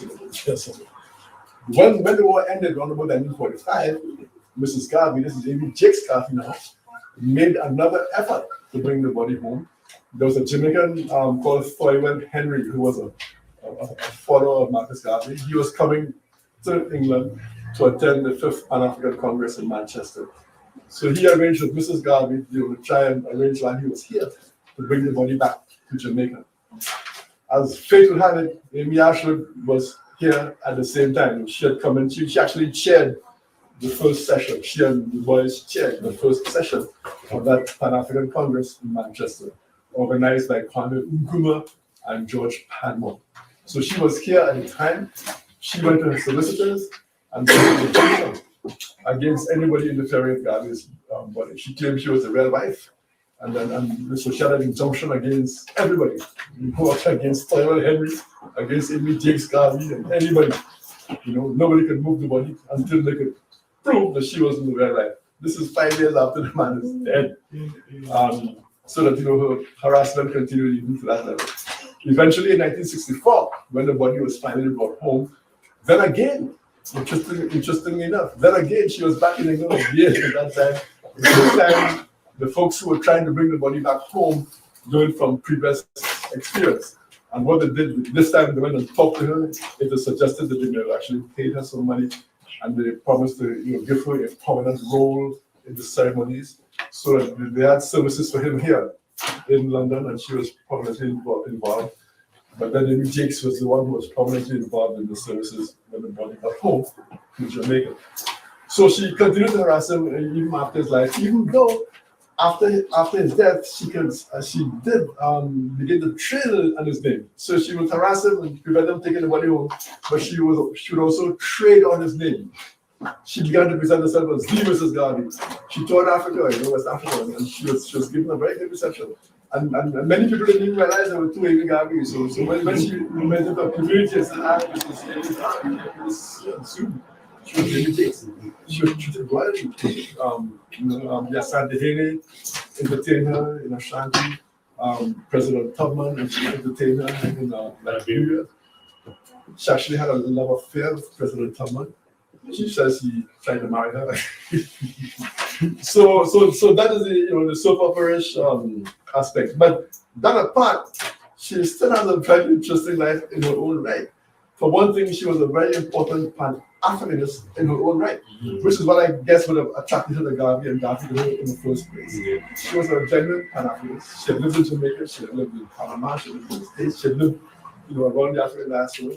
She came here to London in 1922. And she started a very important organization in the history of Pan-Africanism, the Nigerian Progress Union. Now, this organization is not very well known, but what is very well known is the organization that it changed into. It changed in a year or two into an organization called WASU, West African Students Union. WASU is one of the more important organizations in the history of Pan-Africanism. Many of the leaders of the African struggle on the continent passed through WASU. President Nkrumah was a chairman of WASU in the 1940s. Sylvanus Olympio, who became the first independence president of Togo, he was also a president of WASU. A lot of important figures. Some of Nkrumah's lieutenants too in early independent Ghana are people who had come through WASU. Even Garvey had some important connections with WASU while he was here in London in the 1930s. And Amy Ashwood is the one who founded that organization under the name Nigerian Progress Union back in 1924. And that I've been able to document There's no doubt about it. The guy who for years was the secretary of BASU, a guy called Ladipo Solanke, and I know I'm pronouncing his name wrong. People of, I forget how it's pronounced. I think it's a Yoruba name. Solanke is the phonetic pronunciation, but I know it's not the correct pronunciation. But he is the man most associated with BASU, and he's on record as saying that UNI-ACL is the one who started that organization. I have a photograph of Amy with BASU in 1924. She was actively involved in any number of Pan-African organizations all over the world. In England in the 30s, when she came back here in the 30s, she was closely involved with George Padmore and C.I. James and their organizations. I mentioned in Brixton the other day that she had a restaurant at New Oxford Street. And it was in her restaurant in New Oxford Street that one of Sarah James's best-known organizations was founded, the International African Friends of Ethiopia, in 1935. Padmore had a variety of organizations, the African Service Bureau and several others, and they all met around Amy's restaurant. Amy's restaurant became like a meeting place for Pan-Africanists in London. People like Eric Williams, people like Larry Constantine, the cricketer, people like Paul Robeson, Ras McConan. All of these people would have been in and out of Amy's restaurant. She also ran a club, a social club, which was a restaurant and a nightclub, called Florence Mills Club in the West End as well. And that served the same kind of function. So she was a very important Pan-Africanist. When she went to West Africa, she founded a lot of Pan-African women's organizations in West Africa. She was very closely associated with a lot of individual Pan-Africanists. For example, J.B. Dankwa, the man who Nkrumah overtook, so to speak, overthrew and in fact eventually killed in Ghana. This survival is one of the more unfortunate aspects of Pan-African history too. That Dankwa should have had to die in Nkrumah's jail. Dankwa is the man who invited Nkrumah back to Ghana. He would come and help him in the struggle, man, and he ended up dead in Nkrumah's jail. But Dankwa, Amy had met Dankwa around the time that she started the Nigerian Progress Union. Even though it was named Nigerian Progress Union, there were Ghanaians and other West Africans in it, which is, I presume, why they changed the name to West African Students Union to WASU. And she and Dankwa became lifelong friends. And in this book here, you will find some historically very unique documents, some letters that Dankwa wrote to her in the midst of his problems with Nkrumah. I don't think this documentation exists anywhere else. I found this in Amy's private papers, in the letters. And Dankwa was writing here, just telling what was happening with Nkrumah. They're very sad actually, but Dankwa is kind of expecting things to get better. He's saying, look, I met with Nkrumah today, and people are so happy to see us talking together and whatnot, and things looking up and so on. There's also some very fascinating stuff that will shock a lot of people in there, and that is Kofi Buzia. Right. One of the men who took over. He was in Dankwa's camp, so to speak. And he later became one of the prime ministers or presidents of Ghana after Nkrumah was overthrown. So he's prime minister. So you would consider Buzia to be a colleague of Dankwa, which he was. But it's so fascinating in confidence. There's a letter in here from Dankwa to Amy Ashwood, saying that this Buzia is a little fool, man, he's an idiot, he's not to be trusted, man. And this is deep stuff, She was also a Pan-Africanist in the States. She was involved in the West Indies National Council, which was a very militant, Pan-Africanist, Pan-Caribbeanist organization based in Harlem. There's several very well-known names who come out of that WINC. W.A. Domingo, who was jailed by the British during the Second World War in Jamaica. He had been an editor of Garvey's newspaper very early in 1919, W.A. Domingo. People like Charles Petioni from Trinidad, former Garveyite, who was the head of this West Indies National Council, and many others. She was also involved in Paul Robeson's Council on African Affairs. This was a more communist-oriented Pan-African organization. So she was a Pan-Africanist of note in her own right. When she came to England later on, she lived in England at various points in her life, but she was back in England in the 1950s, and she was one of those who was, a leader in the African community organization around the Notting Hill riots, 1958. She was involved with many organizations trying to get people out of jail and raise money and whatnot for the Africans who had been imprisoned unjustly as a result of defending themselves. during the riots 1958. She was one of the founders of the Notting Hill Carnival. And that Notting Hill Carnival came out of this activity around Notting Hill riots. To find some kind of outlet for people's energy and so on. She worked with Claudia Jones, who was one of the pioneers in the Caribbean newspapers here. And, then around that period, the West Indian after Asian Gazette or something. So she was a Pan-Africanist of both. She also later on became a feminist. She started many women's organizations, both in West Africa and in the Caribbean. She taught the Caribbean in 1957, she taught West Africa in the 1940s, and again later on in the 50s and the 60s again. And she did a lot of research on women's activities in those areas. A lot of the women's stuff she did had actually started in Garvey's movement, because Garvey too had a strong women's commitment as well. She's important because of her association with Sam Manning, and I describe this as a kind of a subplot running through the entire book. Sam Manning is a very famous Trinidad Caribbean. He was one of the pioneers, one of the first black people in the world to become a recording artist. And he had calypso on the map as far back as the 1920s. He also recorded the first calypsos ever brought onto the market in England. Some of his early American recordings, were brought to England in 1927. I think Paolo Ford put them on.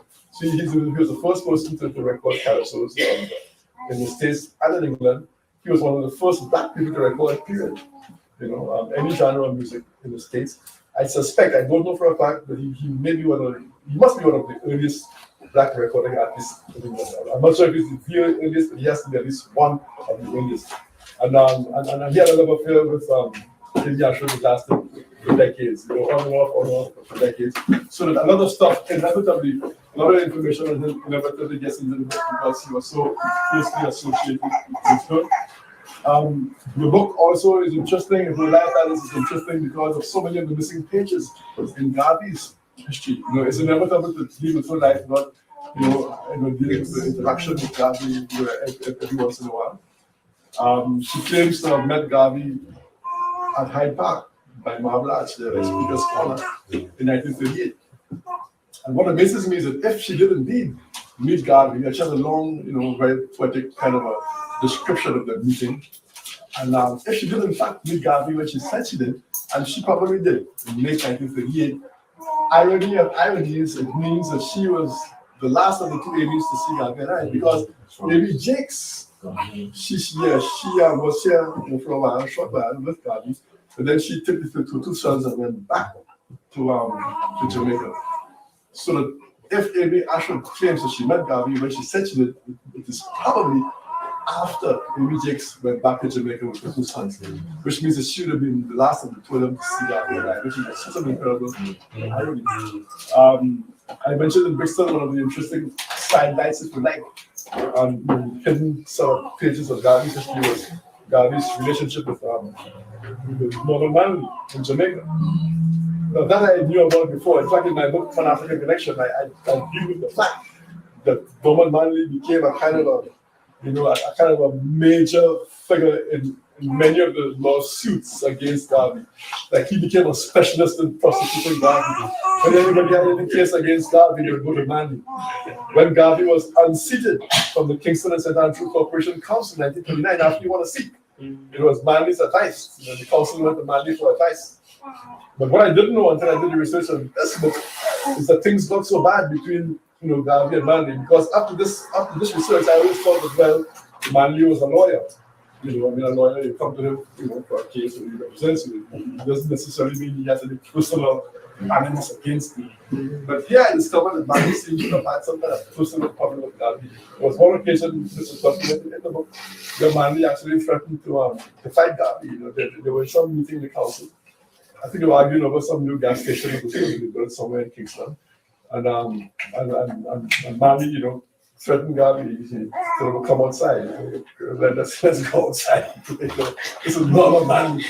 Yeah. So, some other missing pages of history, something I knew generally, but I found more detail here, and that is the important role of Garveyites in Bustamante's. First, his Bustamante Industrial Trade Union, and later on, the Jamaica Labour Party. There was J.A.G. Edwards, who was head of the UNI-ACL in Jamaica. in the 30s, and he was Buster Bunty's right-hand man in the early years. Same thing for Sir William Grant, who had been head of the Garvey movement in Brooklyn, New York, had gone back home to Jamaica. And he is a man, he used to have some big street meetings in Kingston. And he's a man, they say, who really opened the way for Buster to have access to African crowds. Because Buster was, in the Jamaican context, for all practical purposes, a white man. He was radical, but he didn't have that immediate access to the masses of all people. And it was said that Sir William Grant was the one who brought Buster and let him finish for the Garveyites and so on. Yeah. So this is another missing pages. I'll wrap up in a few minutes. There was also some interesting, there's an interesting episode in here. One of the most fascinating episodes of Amy's life was the way that she was able to trace her ancestry back to Ashanti. And I said in Brixton that what she did was so similar to what Alex Haley did for Gambia, that if she had done this after Alex Haley, I might have been tempted to say, well, maybe she plagiarized Haley. But she did this 30 years before Haley.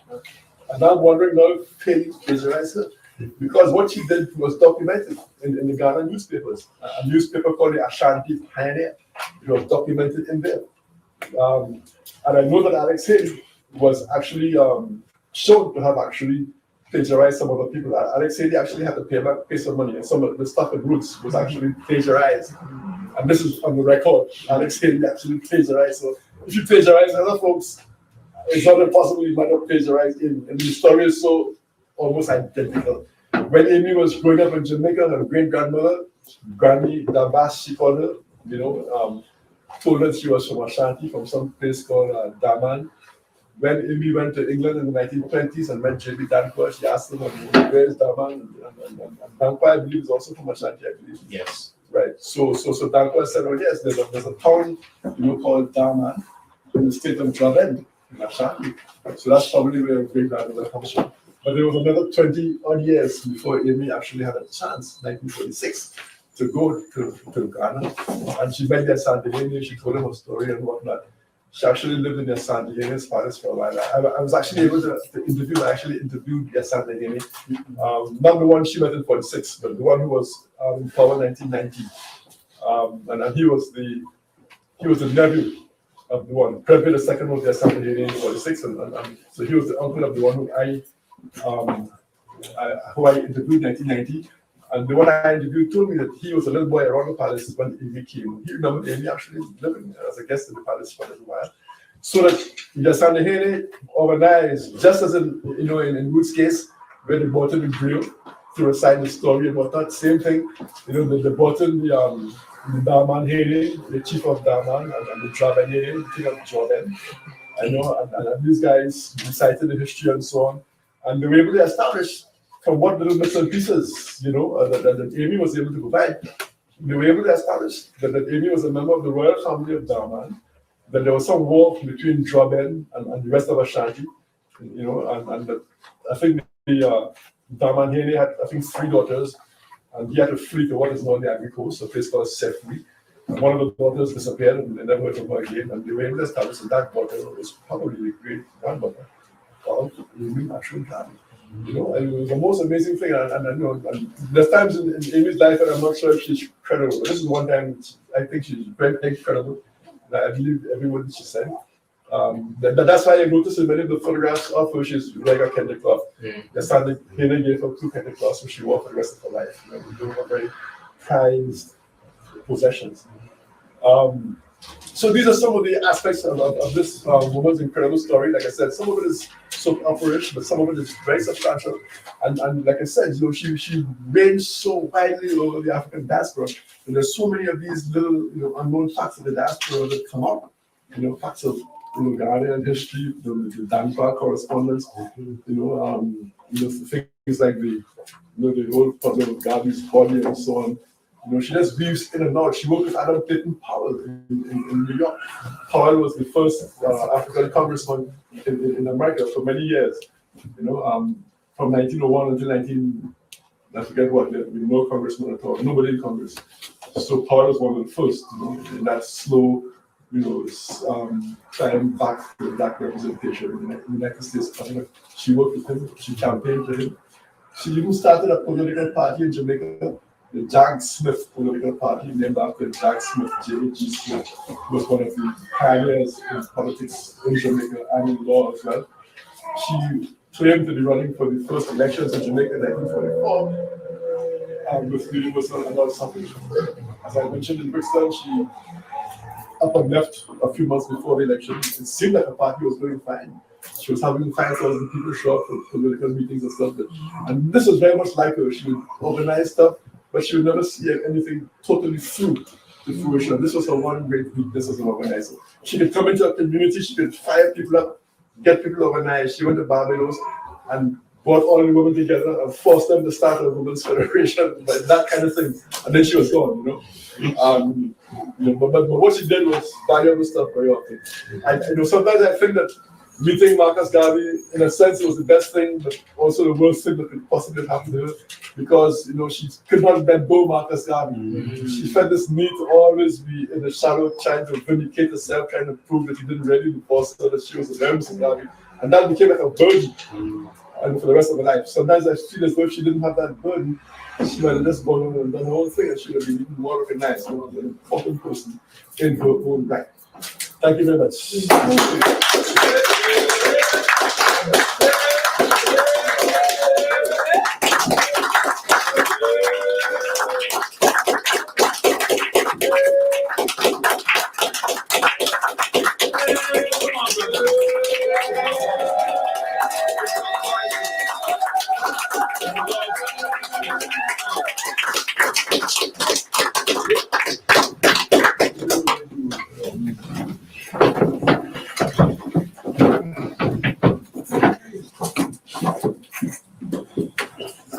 10 money from the sisters. Again, for those who came off this subject, welcome to our humble abode. This is our Hall of Faith, Hall of Learning, where the Alkebu-Lan Academy takes place, both this room and the other 2 rooms on the floor. So if you've been here for the first time, welcome. It's just been newly refurbished.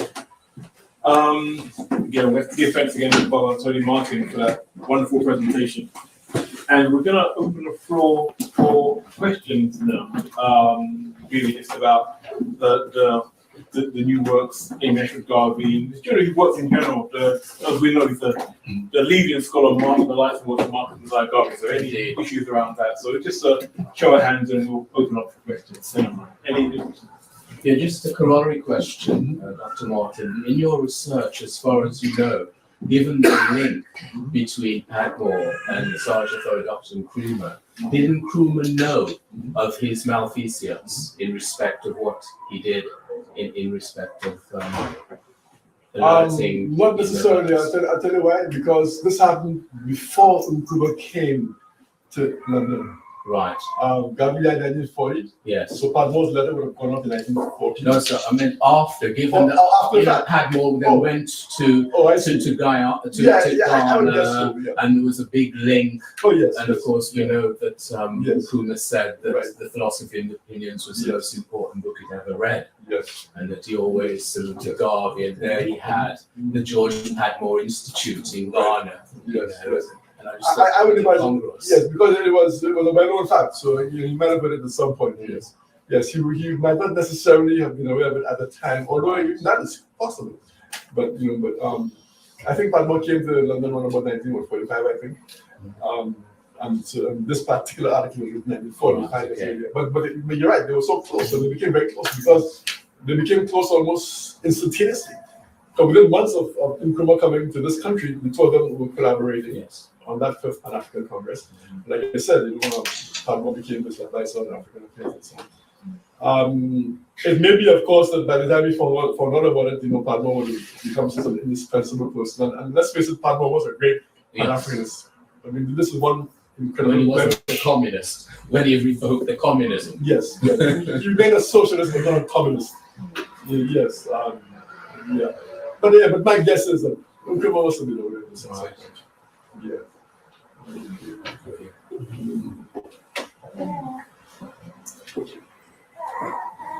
Do you have a question?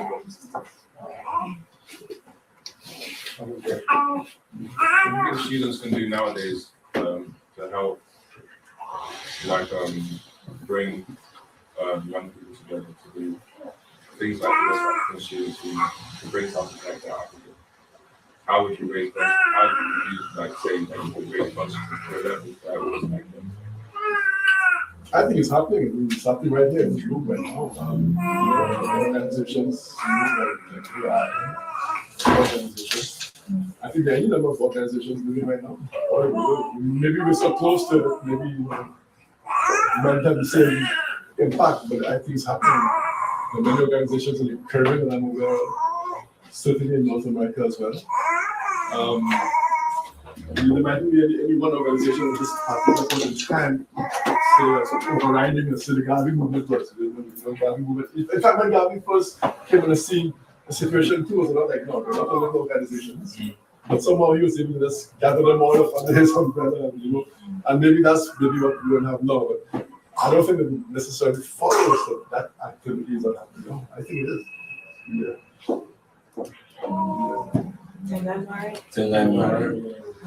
I'd like to thank you again, brother, for all the fantastic work you're doing, and for bringing us the knowledge and information about our history. And I'm sure the ancestors are with you and will continue to bless you and to guide you and to keep you strong so you continue to, do the work for us. And what I wanted to ask is. What made you decide to sort of focus your book on Amy Ashwood Garvey as opposed to Amy Jakes Garvey? What sort of decisions that guided that? And also, I was sort of expecting that maybe you would have done a book on both women. Because I was thinking more myself that perhaps if I was in your place and doing a book on either wives, I probably would have gone for Amy Jakes, considering she was the one who did more work with Garvey and really made a massive difference. Right. So I just wondered what guided you in that. But if you ask me which wife I personally prefer, clearly I prefer Amy Jakes. Why I did the book on Amy Ashwood was pure accident. There was a gentleman called Lionel Yard who lived in Brooklyn, New York. And he was born in Panama, Barbadian parents. He was a Garveyite all his life. I met him somewhere. I can't even remember where I met him, but he had read Ray's first, so he was very interested in what I had to say. And he informed me that he had these papers of Amy Ashwood at his house and invited me to come look at them. Wow. Yeah, it was pure accident. What had happened, Mrs. Garvey, Amy Ashwood, her last place of abode in London was number 1 Bassett Road. In Ladbroke Grove, 1 Bassett Road. And she ran a little center there. She called it a variety of things. Afro Women's Center, and she changed it to Afro People's Center. Anyway, but she eventually lost that house, to foreclosure. But apparently it just remained empty for a while, and with all the stuff in it. And this man, Mr. Yard, was a good friend of Amy Ashwood, and somehow he got wind of the fact that, that her stuff was probably there in this house. And that it was only a matter of time before we just threw it away. So he actually made a special trip to London just to try and find those papers. And he says he got to the house one day before. Whoever would come to just take everything out of the office. So he came there. He found whoever had the keys to the house and got it. He went in there and just took everything, and so he ended up with a remarkable archive, all the letters from Danko and stuff. That's where it comes from, priceless historical stuff. So I went to his house, and he gave me a quick look at what he had. And when I saw what he had, there was a historian, I realized, well, this is priceless information. And I'm the only quote-unquote professional historian who aware of this stuff. So I asked him if he would mind if I just sort of made notes from it. So I ended up staying in his house about 2 weeks. And what was even more fascinating is that, like I said, Amy Ashwood had been his close friend. So while I stayed in his house, I stepped in a bed in his guest room, which was the exact same bed that Amy Ashwood had slept in. She spent some months in 1968, just before she died, in New York. And that's where she stayed. So here was I, beginning my research on him, sleeping in the same bed that she had slept in, and mornings we would get up and have breakfast in the basement, in the same place where he should have sat and spoken with him. There's also an LP record, a long playing record that she made in that period, which she made in his basement. Interesting. Yes, I have a copy of that in Jason and bibliography. So I don't know how to, What does it pertain to, Dr. Martin? I'm sorry? The record, what does she illuminate on? Okay, first of all, there was a private correspondence. There's private letters. Letters from J.B. Dankwa, and letters from the Asante Hene, letters from Salman Ignalambo, letters from all kinds of people. I even found one draft of a letter that she had written to Amy Jakes years after, just telling her, I haven't forgotten what you did to me, kind of a thing, that kind of thing. But that's correspondence from all kinds of people. The letters there from George Padmore, the letters from President Tubman of Liberia, letters from Irvin Burley, the man who wrote, let me see, I think he wrote the sort of. Nothing but it. No, Burgie. Burgie. I think Burgie. He was a Barbadian origin. I think he may have been born in Brooklyn, but he wrote the Barbados national anthem. He did Banana Boat song, but not the rap Banana Boat song, but the kind of changed version that I have from his son. He wrote Jamaica Farewell. Jamaica Farewell. He was a major. Sad to say I'm on that one, yes. He wrote all those lyrics. I think somebody may have told me he may have written Yellow Bird, Somebody, I think he may have written Yellow Bird as well. Yellow Bird, up in Banana Tree. Yeah, yes. So letters from him, but all kinds of people, man, and over a long period of time, she also kept clippings, like most of us do, these are scrapbooks, clippings. So all the scrapbooks were there. Like when she was in London, she had a clipping, clippings of, say, McDonald Dale, who was the Trinidad sprinter who ran for England in the 40s, 1948 Olympics and whatnot. Stuff, she has stuff from Larry Constantine, but and anything African happening, in London at that time, she would create all the newspaper, put it in the scrapbook. There was stuff like that. There were several manuscripts that she had written, and this is a great thing, man. She, again, despite all the, the kind of soap opera elements, there was a serious component in it as well. And she began many manuscripts, but she somehow could not get any, to fruition, finish it all the way. For most of her life, I would say she wrote, she worked on a biography of Garvey from the 1920s up until the 1960s. It went through any number of name changes. Every couple of years, she would change the name, she would change the focus. 1 minute, it would be an expose, to expose Garvey. The next minute, it would be to show how much she had been a part of Garvey's movement. After Garvey died, she used to present herself as the co-founder of the UNI-ACL, which I think was a little much. I mean, she clearly was one of the major figures in the beginning, but I see no objective evidence of her being a co-founder. I've actually seen, the documents when the movement was founded, with a list of executive members and so on, and she's simply like an assistant secretary or something. There's nothing to indicate on the record that she was co-founder, but that's the way she presented herself for years and years. Now she traveled around the world. Former wife and co-founder of the UNI-ACL. Yeah, there were photographs, a lot of photographs. The photographs, I'm so sorry I didn't get more of the photographs. That was before scanners were invented. If it was like nowadays, I'd just carry the scanner and I'd scan it left and right. But in some cases, there were multiple copies of photographs, like the photograph on the cover of the book there. This is a wonderful photograph. That's a multiple one that Mr. Yard gave me that. And the one told us that there were like 4, 5, 6, 7 copies, and you gave me a copy or 2.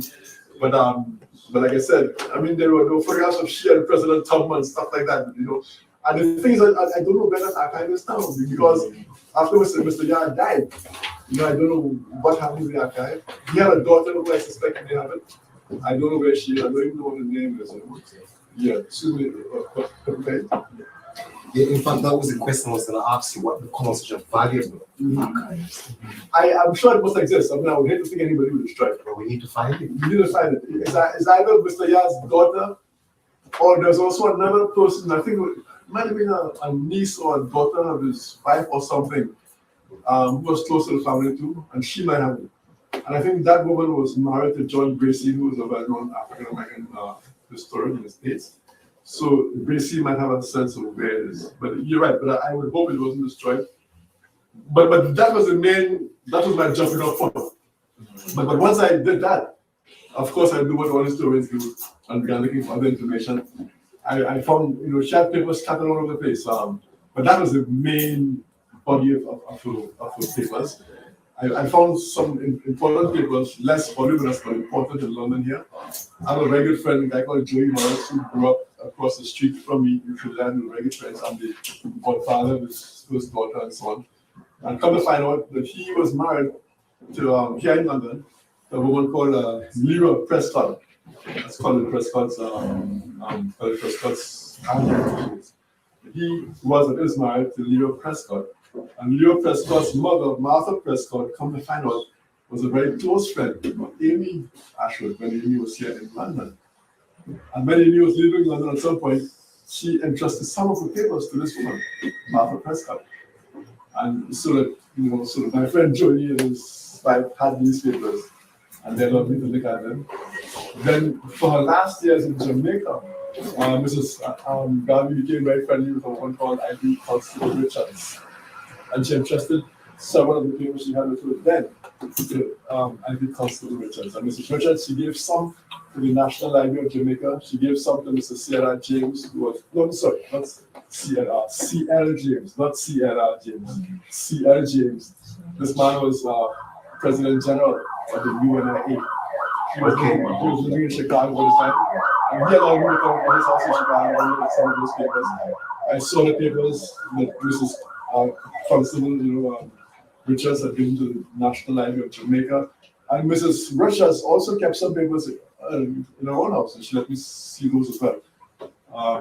Yeah, so these are some of the things I looked at. But the bottom line, answer to your question, your question is that was the coincidence, pure accident, that led me to Ashwood as opposed to Jakes. But inevitably, one of the subtitles of this book is A Tale of Two Amy's.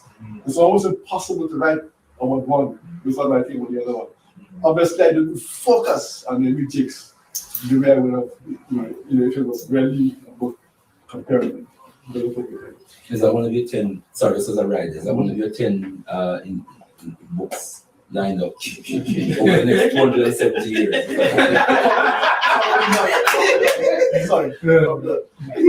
I do have an edited book though, which is almost finished. This is the best author, so I'm just going to put it together, which I'm calling Global Garveyism, which is the studies of the Garvey movement in about 30 different places. Australia, South Africa, New York, Colorado, Trinidad, Jamaica, Barbados, Costa Rica, Cuba. Not 27 years old. Hopefully not. I mean, that book is about I would say 80% finished. Okay. It's just to find the time. If I can just find the time, it does take 2 weeks to just shut everything else out, and just focus on it. Anything we can tell? You could, I guess, say a word for me the next time you talk to the ancestors.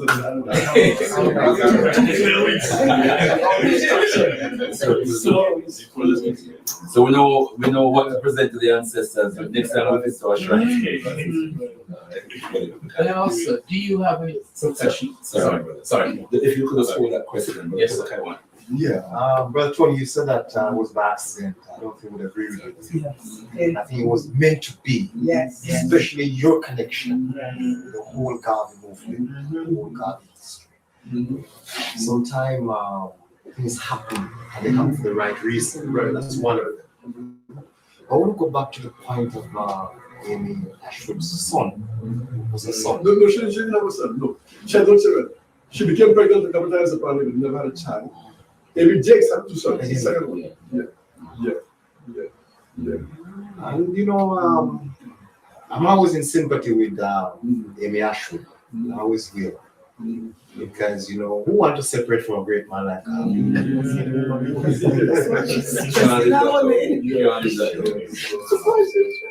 Who sympathize with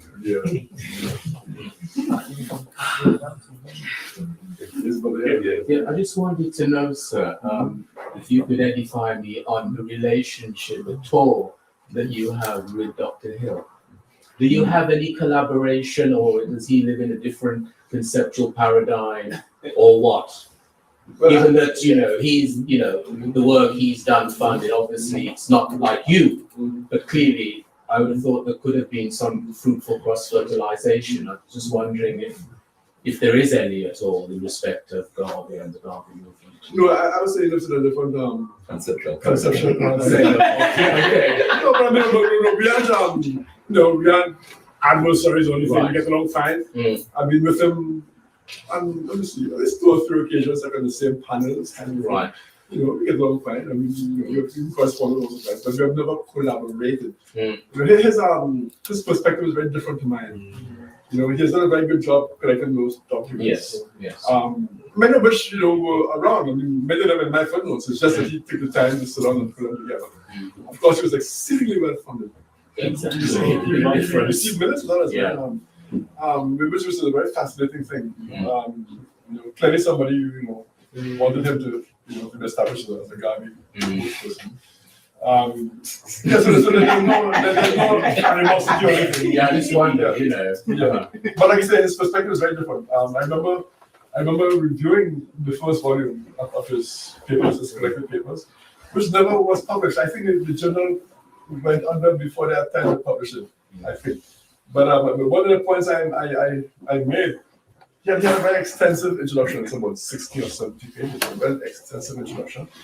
And it seemed to me in that introduction as though he tries to deny Garvey any kind of agency, the ability to come up with anything original.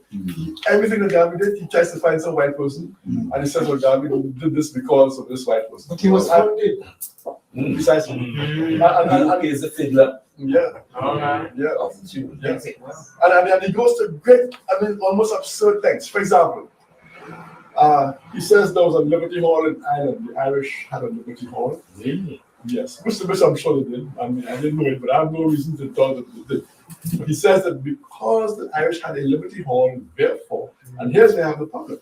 Therefore, he says Garvey must have gotten the idea of a Liberty Hall from the Irish. But there's no proof, no documentation, no evidence, nothing. And this is a big leap, a logical leap, And the thing is that he didn't know, but the African Americans had a Liberty Hall before the Irish in Philadelphia. There was a Liberty Hall in the African American community in Philadelphia in the mid-19th century. And 1 or 2 of the people involved in that Liberty Hall actually ended up in the Garvey movement. So I have no proof that he got it from them, but there's actually a stronger connection between that Liberty Hall and the Irish Liberty Hall. Thank you. Now, Garvey had a universal African allegiance, his paramilitary group. Robert Hill says that the Jews had a Jewish legion, therefore, Garvey must have gotten the idea of a legion from the Jews. What kind of foolishness is that? I mean, the word legion is almost like army. I mean, that's like saying that the Russians had an army and the British had an army. Therefore, the British got the idea of an army from the Russians. Everybody has a legion in history. The Romans had legion general. The Romans had legions. The Catholic Church has a legion of Mary. Everybody has a legion. But that's the kind of foolishness. Also, this documentary, this Myth for Being the World documentary. Oh no. Now, Robert Hill was the official historian of that documentary. That documentary starts off with a whole string of negatives. Garvey didn't like to discuss things with anybody. He was argumentative, he was this and that, and all kind of stuff. And then it ends with little children stoning the garden. Something that never happened. There's nothing in the historical record to suggest that. Nothing. It says that Garvey had to run from Jamaica because he stole somebody's money in Jamaica. Now, when they had the premiere of that documentary in Jamaica, Julius Garvey and myself, this is Garvey's second son, Julius, comes up with Julius Garvey. He and myself, because Julius was just he was trying to get a fit, when he saw this documentary, it was really crazy. So you wrote a paper on it. Yes.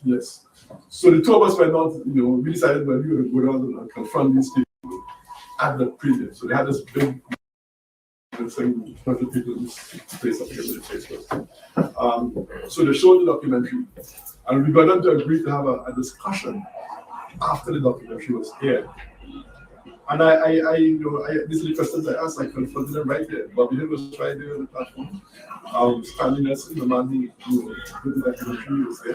And we confronted them, and they had no answers. Where did they get this information from? People stealing that. What's the documentation for that? They couldn't answer.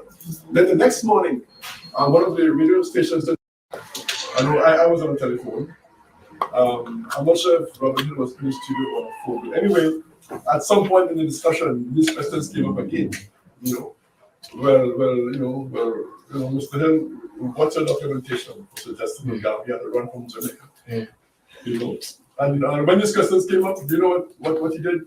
He said, well, I'm sorry, I have another appointment, I gotta go now. I'm not joking, that's exactly what that.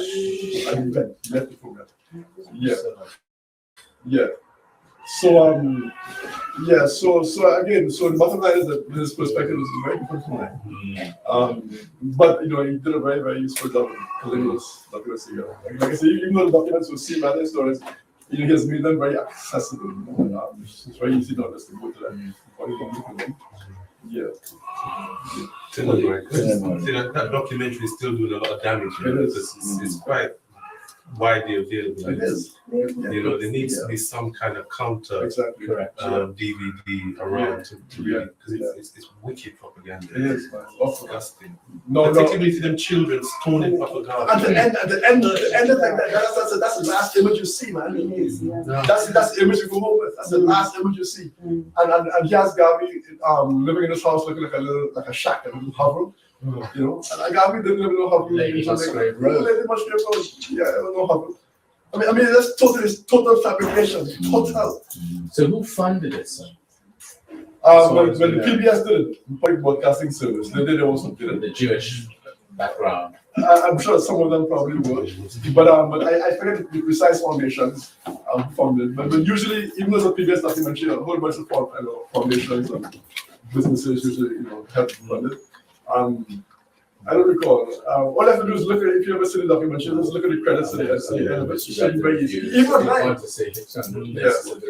Maybe if you go online, they'll probably say who funded it. Yeah. No, he interviewed me for that documentary. And that's like a classic case of being in a dilemma and the horns of a dilemma. That's a classic case. I'm saying to myself, well, I kind of suspected he was going to go the way he did, because he did an earlier documentary on the black press, which I was very upset about, and the same PBS. Imagine a documentary on the black press. This is the African American press, and he has some white Jewish man narrating the whole documentary. The white Jewish man, I forget the man's name, documenting this documentary, and he left out the Negro World Garbage newspaper, which was, that's the biggest newspaper in the history of African American. He left it out. He left out Muhammad Speaks, which was the biggest weekly paper, black or white, in America.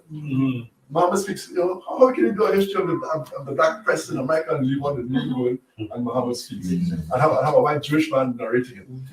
But again, so I really kind of half knew where he was coming from. But again, the dilemma, should you stay out totally, or should you go in and hope that maybe getting a little one or two edgeways?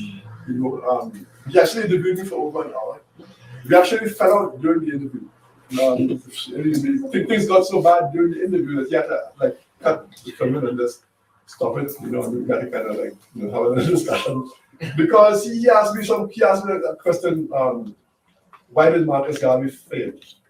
I said, Marcus Garvey didn't fail. There's a man who led the largest mass movement in history. That's right. A man who influenced Malcolm X, Kwame Nkrumah, Jomo Kenyatta, Rastafari. A man who, they're not a progressive figure. They're not a progressive figure almost anywhere in the African diaspora who won't tell you that Garvey, but then Shirley Chisholm, mainstream politics, Bustamante, was new black. All on his shoulders. Sorry, go ahead. He also say even his adversaries move closer to his position. Even Dubois, when he went to God. Padmore, James, all that to humble themselves. What kind of failure is that? What kind of So he then presumed to try to tell me how to answer the question. You know, he said, no, I wanted to explain how Garvey failed, you know. So at that point, things got kind of. But that's what his boss is telling him to do. Yeah. Clearly, I was on the orders. Yeah. So even though he probably has about an hour or more of me, you know, on his raw footage, but in the actual documentary, I think there's 2 little tips of me, maybe second one to each. And clearly what he did was just use enough of me just to cover himself. Because clearly people say, Don't deny yourself. Yeah. So you gotta have something. So that was just to cover his credibility. Yeah. Couple of questions. It said that Elijah Muhammad was a corporal in the UNI. I think it was Detroit. Detroit, yeah. Now, we got some information. I think it was one of the ALPs, Brother Aisha Kamusa Barashango said he actually had some pictures of him in his corporate uniform. Do you have any information at all about some of that? Yeah. Sorry. Yeah, I just want to get on the camera. I wanted to ask the sister to take a couple of pictures with that. But your camera reminded me of mine. So you'd be so kind as just to take closer pictures with these. No, I mean with my camera. Yeah. So I would also have a record for my website. Yeah. So this always happens, you know. I never get a chance to get some pictures of my own. Okay, what do you call it? So,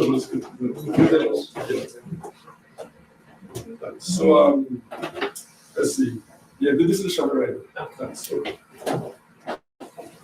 Yes, so in terms of the Honorable Elijah Muhammad, now I've never actually seen that photograph in the corporate uniform, nor do I have any independent documentation of him having been a corporal. I think that comes from Jakes Garvey, who says that somebody told him that he was a corporal.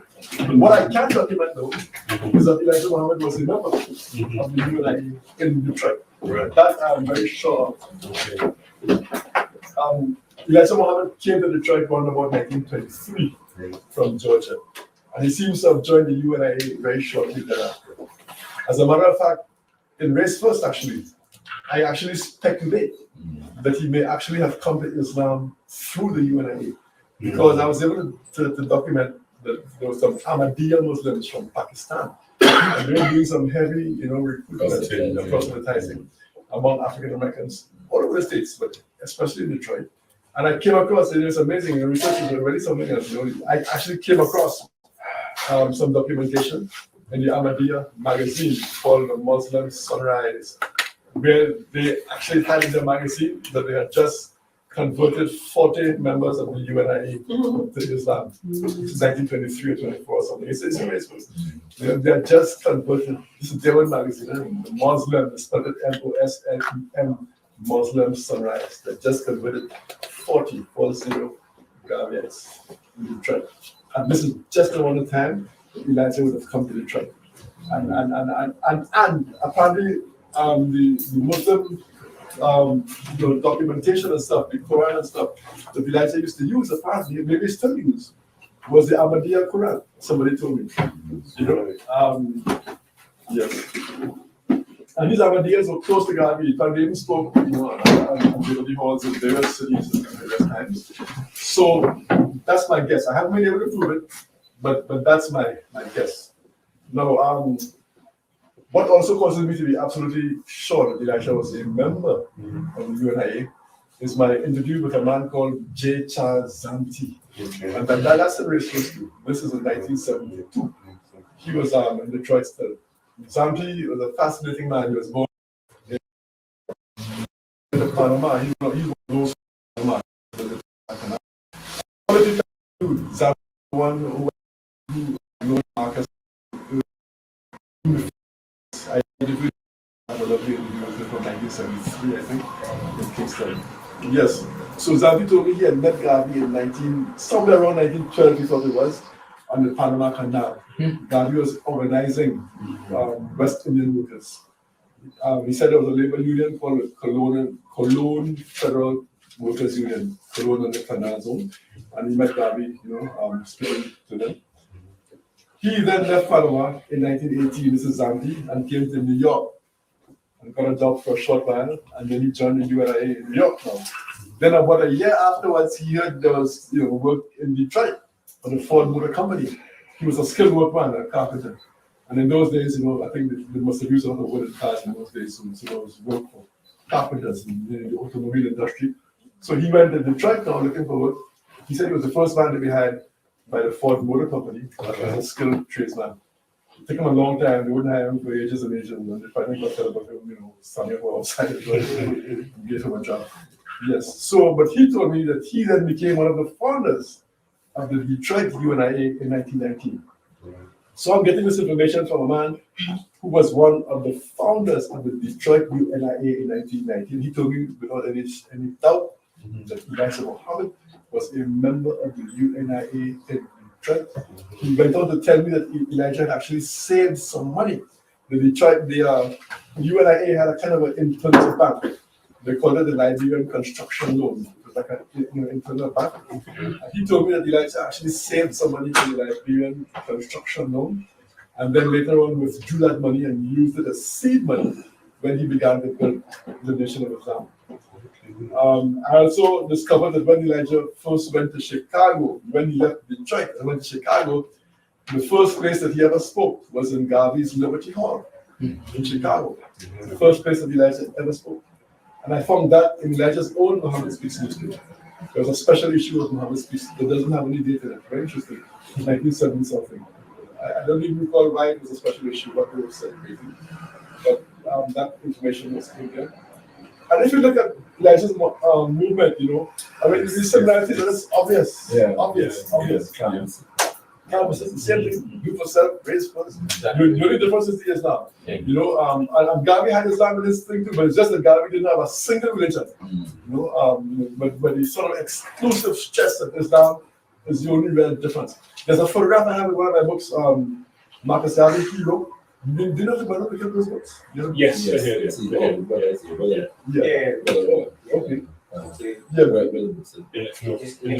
Okay. When you go next door, if you see that book, I have about 10 of them in one of those boxes. If you go next door in that book, Marcus Garvey, Hero, there's a photograph in there of a UNIA meeting in Cincinnati, Ohio in 1921. And I always show that photograph to my students and I say, what organization do you think this is? And they always say, this is a Nation of Islam meeting. Oh, thanks. Okay. Yeah, great. Thank you. When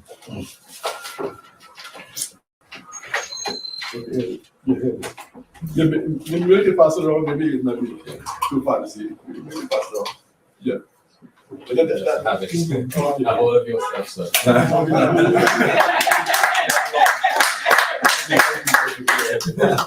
So that's a UNIA meeting in Cincinnati, Ohio, 1921. If you notice, the men are all well dressed desegregation.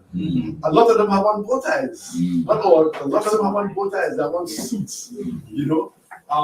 If you look at the aisles, you see the security standing in the aisles, just like a nation meeting. And the women's security, they have on the long white dresses. So if they were the Black Cross nurses. But if you didn't know, you would figure that's just Muslims who Yes. So the whole vibe there, that's a Nation of Islam vibe. Yes. So even those little ways, you can see that connection. As a writer to that, if anyone was to read the UNIA's, the Nation of Islam's book, Message of Black Man, which is supposed to be the words of Elijah Muhammad, you will see that Papa Garvey, especially in the introduction, is quoted and referenced copiously. Yes. So you can see the influence of the link here. Also, the foremost activist and heir apparent to Elijah Muhammad, the eminent prophet and Malcolm X, had a significant connection with Papa Garvey. You want to expand on that for us? Yes, Malcolm's father and mother. Father and mother, they were both leaders of the Garvey movement at the local level. Malcolm was born in Omaha, Nebraska. His father was head of the UNI-ACL in Omaha. His family moved to Milwaukee, Wisconsin. And Malcolm's father, again, apparently was president of the UNI-ACL in Milwaukee. And his mother was secretary.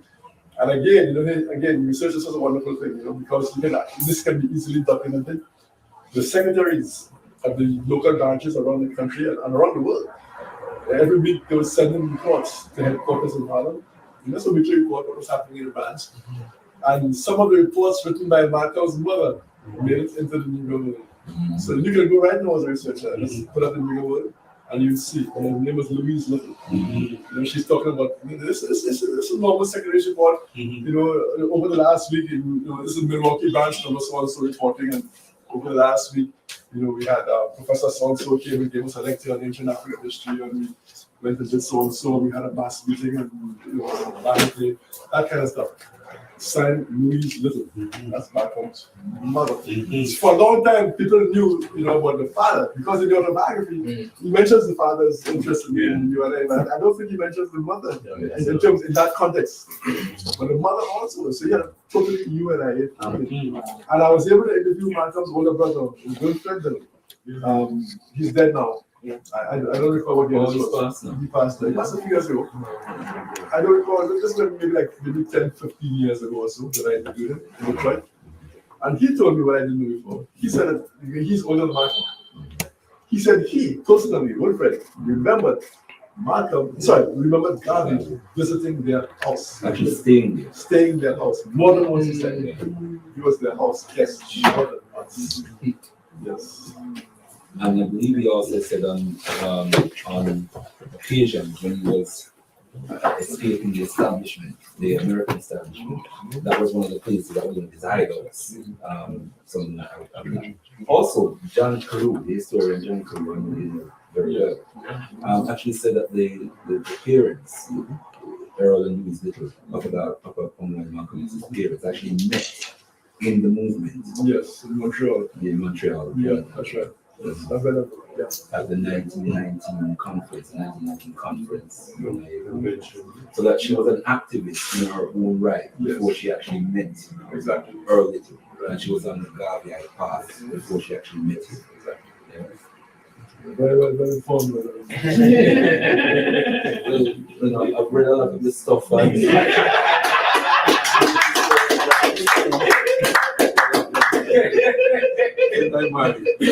The first time I had the honor of, in fact, we connected another Dr. Stephen, when he came in, made the comment to us that we're in the upper room again. And what he was doing is evoking the Head Start meetings, which a lot of the older heads will remember from the 70s and 80s, but I started attending in the early 80s.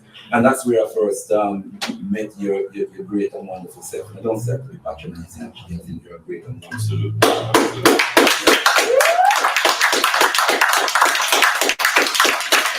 And I just remember, I think it was in 1984. It was the first time I met with the honor of hearing you talk about life. Okay. Was it Birmingham at one of the ALDs maybe? No, it was right there at Head Start. Oh, Head Start. Yeah, I think it was 84. Okay. And I remember I was just fascinated. I was a young man, believe it or not. Still a young man. I'm the age of my older sons now. I'm the age that they are at now. I was the age then. I'm just hearing you extemporize about the life of this great man. I just found it really fascinating, that you spend so much time exploring that. And that is what helped to bring me around. So I would like to thank you for like many other people.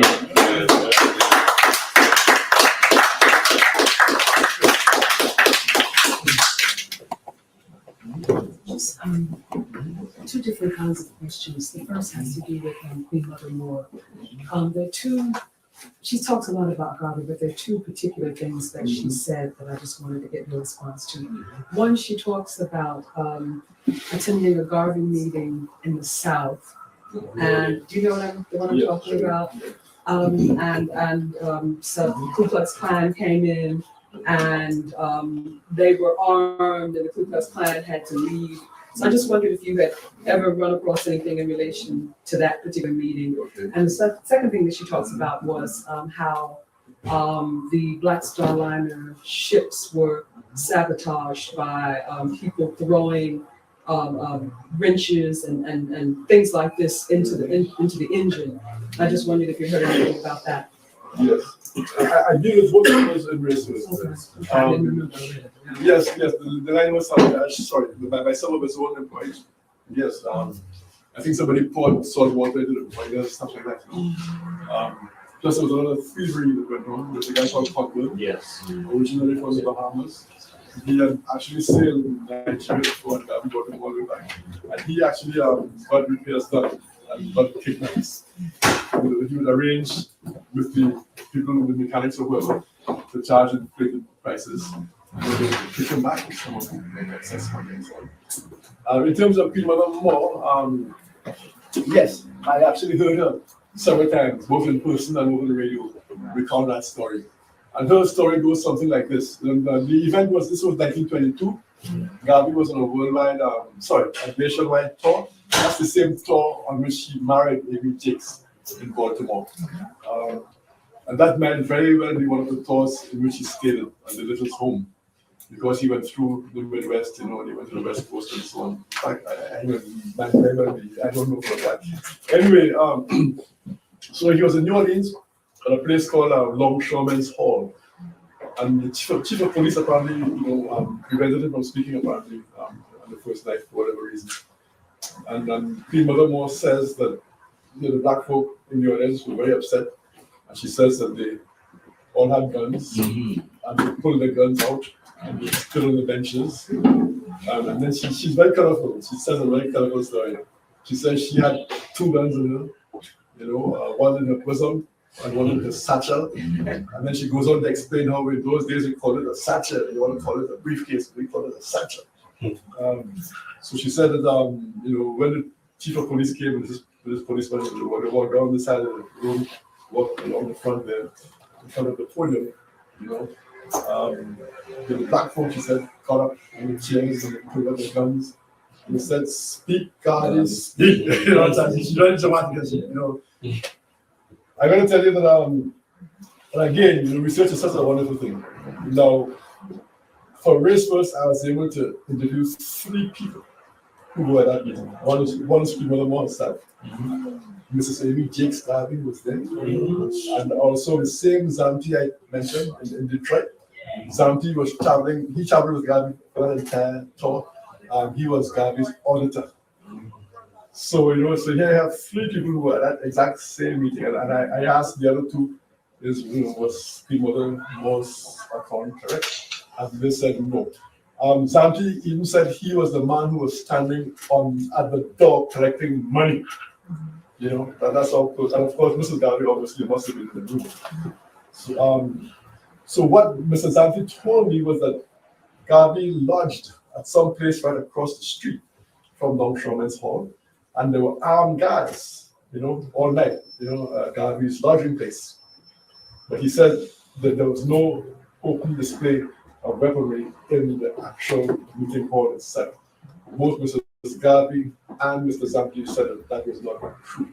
Now, I don't know, maybe the Queen Mother Moore may in fact have had a gun in his satchel, but this thing about this standing up, putting a gun so I'll speak Garvey speak. Both of them said that that's not the recollection.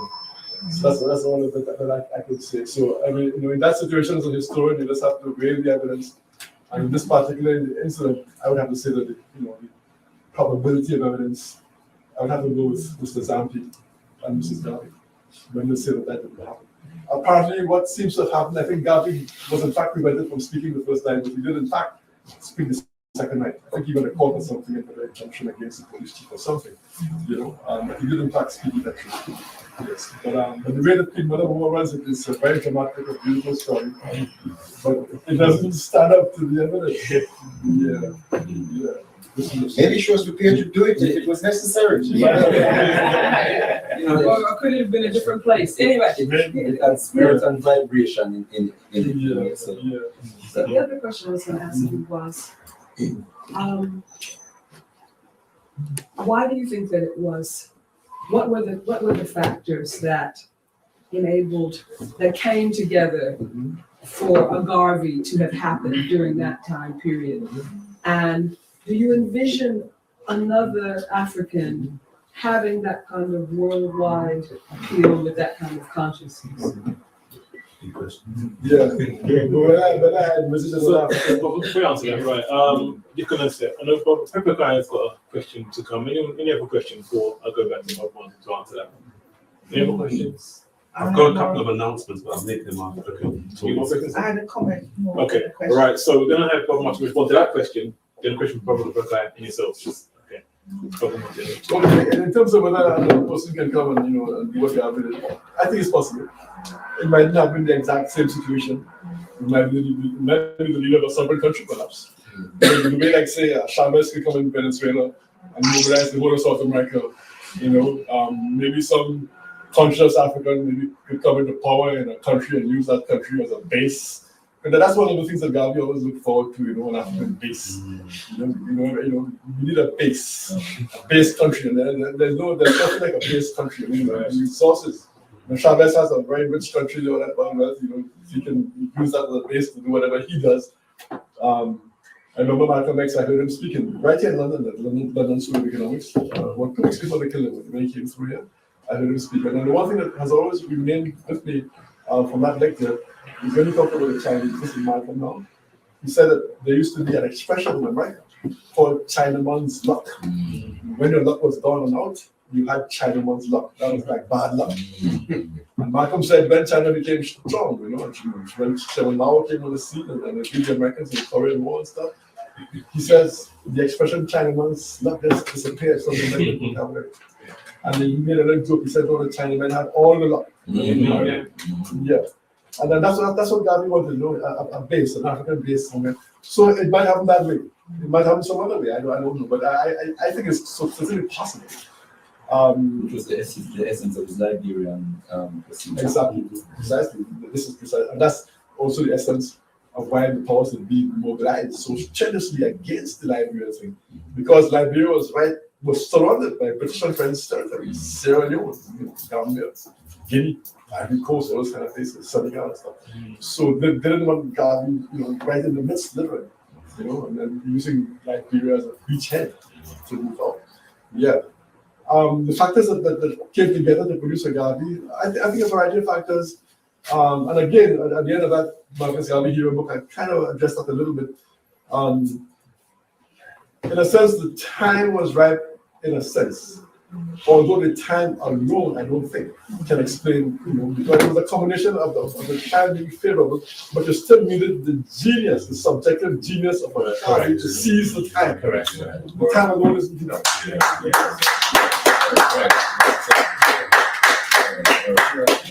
Because, as I mentioned earlier, there were any number of organizations, conscious organizations at that time. It was a very wonderful time. People want to move. There were all kinds of little organizations in Panama. There was something called the Royal Negroes of Panama. In Trinidad, the Working Men's Association, who later became Garveyism and so on.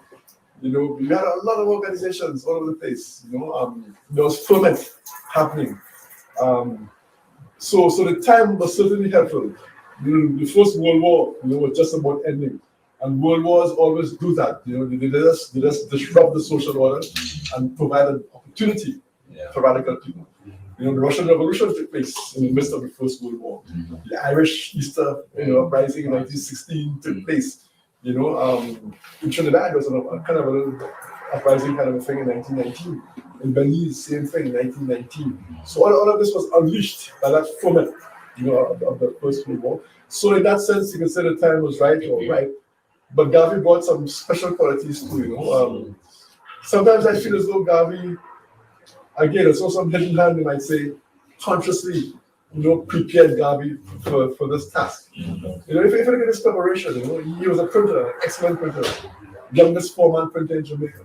So that gave him a sense of getting written word out there. He was a journalist. This is long before he came to prominence. So he was both a printer and a journalist. So, he had both ends of that propaganda thing wrapped up. he traveled widely, and as we all know, travel is one of the world's greatest educations, and nothing to do trust. And he traveled and he interacted with African people on the ground in so many places. There must have been very few, if any, people, in the world who knew the African diaspora, intimately on the ground, the way that Garvey did by 1914. He had lived in Panama, he had agitated, he had started a newspaper in Panama, he was organizing workers in Panama. He did the same thing in Costa Rica, he had a newspaper, organized workers and stuff like that. He had traveled in Central America, South America. He had gone to Europe. He worked for the most important, I think, Pan-African journal of the time, the Africa Times and UNI-ACL. And in that journal, they had articles about Booker T. Washington, about Garvey. All the leading figures were discussed in that magazine. So he must have had discussions, in the offices with, Yusuf Muhammad Ali, the editor of the magazine and stuff. And many important figures from around the African diaspora would also come through the magazine physically. The magazine was, the offices were kind of a meeting place, when important folks were coming from Africa, especially from the Caribbean, they would come to the magazine's office and sit down and talk about that. So that was a wonderful place to be. He interacted with African workers from the continent here in London. He worked on the docks in London. He met workers here from the African continent and so on.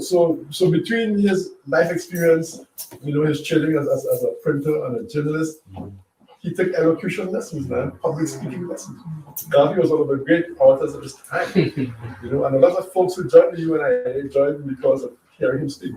I've seen accounts of people who joined the UNIA. It's like they were talking about a religious experience. They heard him speak once, and that said he became Pan-Africanist. Yes. So there was that also. He also had some personal qualities. He had a single-mindedness, a singleness of purpose. From the very beginning, from 1914, when he started the UNIA, he was convinced that this is what his life's work was going to be, and he never ever deviated from that. The man went to jail 3 times, they laughed at him, they called him a buffoon, and vilified him in the media. His wife had him in jail, in the courthouse all the time, but nothing could divert him. That's that incredible single-minded, singleness of purpose. So I think all of that put together, I think might help to explain. I do believe she also had a very good basic education. Even though in the Caribbean in those days, a lot of folks, didn't have access to secondary education. Almost nobody had access to tertiary education at home. And even elementary education, everybody would have access to. But those of us who had access to elementary education in the Caribbean in that period and even thereafter, usually got a very good grounding in what they call reading, writing, and arithmetic. So that you find somebody like Garvey, and this is very difficult. I try to explain this to my African American students sometimes because in today's world, if you say somebody left school at age 13, they're half illiterate. But Garvey left school at age 13 or 14, but all you have to do is read the philosophy of things. You're reading, the stuff written by somebody who was erudite. This was a learned man. He read widely. He can assimilate what he read. He can use it to draw lessons from history. He also had a very eloquent, ability to express himself. He was eloquent, very eloquent. The philosophy of the is almost like reading the Bible almost. There's something very biblical about it. And this is a man who left school at age 14. But my feeling is that a lot of folk who left school at age 14, if they were lucky enough to go to a great elementary school, would have come with the ability and at least with the infrastructure to build on. So all of this, probably, even his father had a library. So again, everything just came together. As a supplement to that, that there is the prophetic side, the Papa Garvey, that must factor that in. He himself, when he wrote to Robert Morton, and this is featured in verse first, when he was going to America after Booker T. Washington had passed, he said, "I am a man with a mission from the Most High God." Yeah. So he was on a divine path, And if we understand as well, and even his son, Papa Garvey Jr., recognizes the prophetic element or essence of his father. And what we have to recall is the words of the ancestors, the great ancestors who said every 1,000 moon is born a prophet. Yeah. So I think the answer to your question is whether we are clued in enough to recognize the 1,000th moon when it arises, because a prophet will be born. Yeah, a prophet will rise. It is for us to recognize that, and it's for us to feed our spirits into that prophet and the work of that prophet, he or she, so that they can fulfill their mission among us. We must not forget the role we have to play, because if the people didn't answer to the call of Papa Garvey, and remember his mother and father also had a vision. Yeah, when he was conceived by his mother, she knew she was carrying a special child. His father knew that he had sired a special child, and in fact that's why he was given the name Mosiah. Yeah, to recognize and to crown him in his prophetic essence. Right. So there were forces that influenced Papa Garvey's manifestations that goes beyond the mundane, goes beyond what we understand in political terms or physical terms. It was bigger than that. Yes, yes. The documentary that we the people will do, because the only documentary that will really truly represent Papa Garvey is the one that we the people will do, that will give the foremost scholar on the life and legacy of Papa Garvey the place, the pride of place that he deserves. We have to do that. Yeah, so we have work to do. In fact, the point what I just finished was the point I want to raise, because it's obvious how Eminent work. They have a mission for continued domination, and our mission is to resist that domination, to establish us. But oftentimes, when they strike at us, we do nothing. So it's just glaring assassination of Garvey's character, falsification of information. We haven't responded. And it's something I'm struggling with, because I have a problem with the word we, because we use it a lot. We can't stop using it. But the substance of we needs to be examined fully when we're talking about we. Because if the we exists, we wouldn't have the problem that we have. But I still come back to it. Something needs to be done. That's why I'm struggling, because it's who to do it. There's a whole lot of things to be done. Who's going to do it? Who's going to speak that? Who's going to start it? And I can't point to you because you're already overloaded. You're struggling to do everything that you do. Miraculously do it. But this whole business where Robert Hill, with others from his paymaster, can do a hatchet job like that, we must respond to it. In fact, the point the brother brings is the second point, the job that we need to do, and time that will unfold. But the business about this character assassination, this blatant distortion of history, must be challenged. And one day, you have some kind of, because you must be pissed off in the part. Something needs to be done, and if you're giving it any thought as to, you must have some good lawyer friend who's gonna do a case loan deal. Challenge it. Because yet these guys are powerful, they have money, but that should not stop us. Because it's totally unwell. I would say unjustified, because the war room and the enemy will use whatever means they can to fight us. It's what means that we take to challenge. Because it's a war. So the guy fling shot at you, you gotta fling your own shot. If you don't, he'll kill you. Remembering that Papa Garvey, in his own words, said we must never let any propaganda against us go unchallenged. And they go in and challenge every day. So that, and again, remind ourselves as Baba Tony Martin contemplates his response, we have to remind ourselves of our responsibility as the people in all of that. Because at the end of the day, when Papa Garvey stood up and said, "Up, you mighty people," if we didn't stand up, we wouldn't be talking about it today. When he put out the call for brothers and sisters to make contributions, to buy shares in the Black Star Line. If we didn't respond, we wouldn't be talking about the Black Star Line today. No people standing up, no movement, no Black Star Line, no legacy for Papa Tony Martin to write about. So there'll be no race for us, no race for us book. We wouldn't be here in this room this evening. So we the people, as Papa Tony Martin recognizes his role and responsibility, has been diligent and consistent in fulfilling his duty and responsibility over the years. We have a collective responsibility that we have to examine ourselves as to whether we have been true to that responsibility, whether we've been consistent over the years. Yeah, 10 more.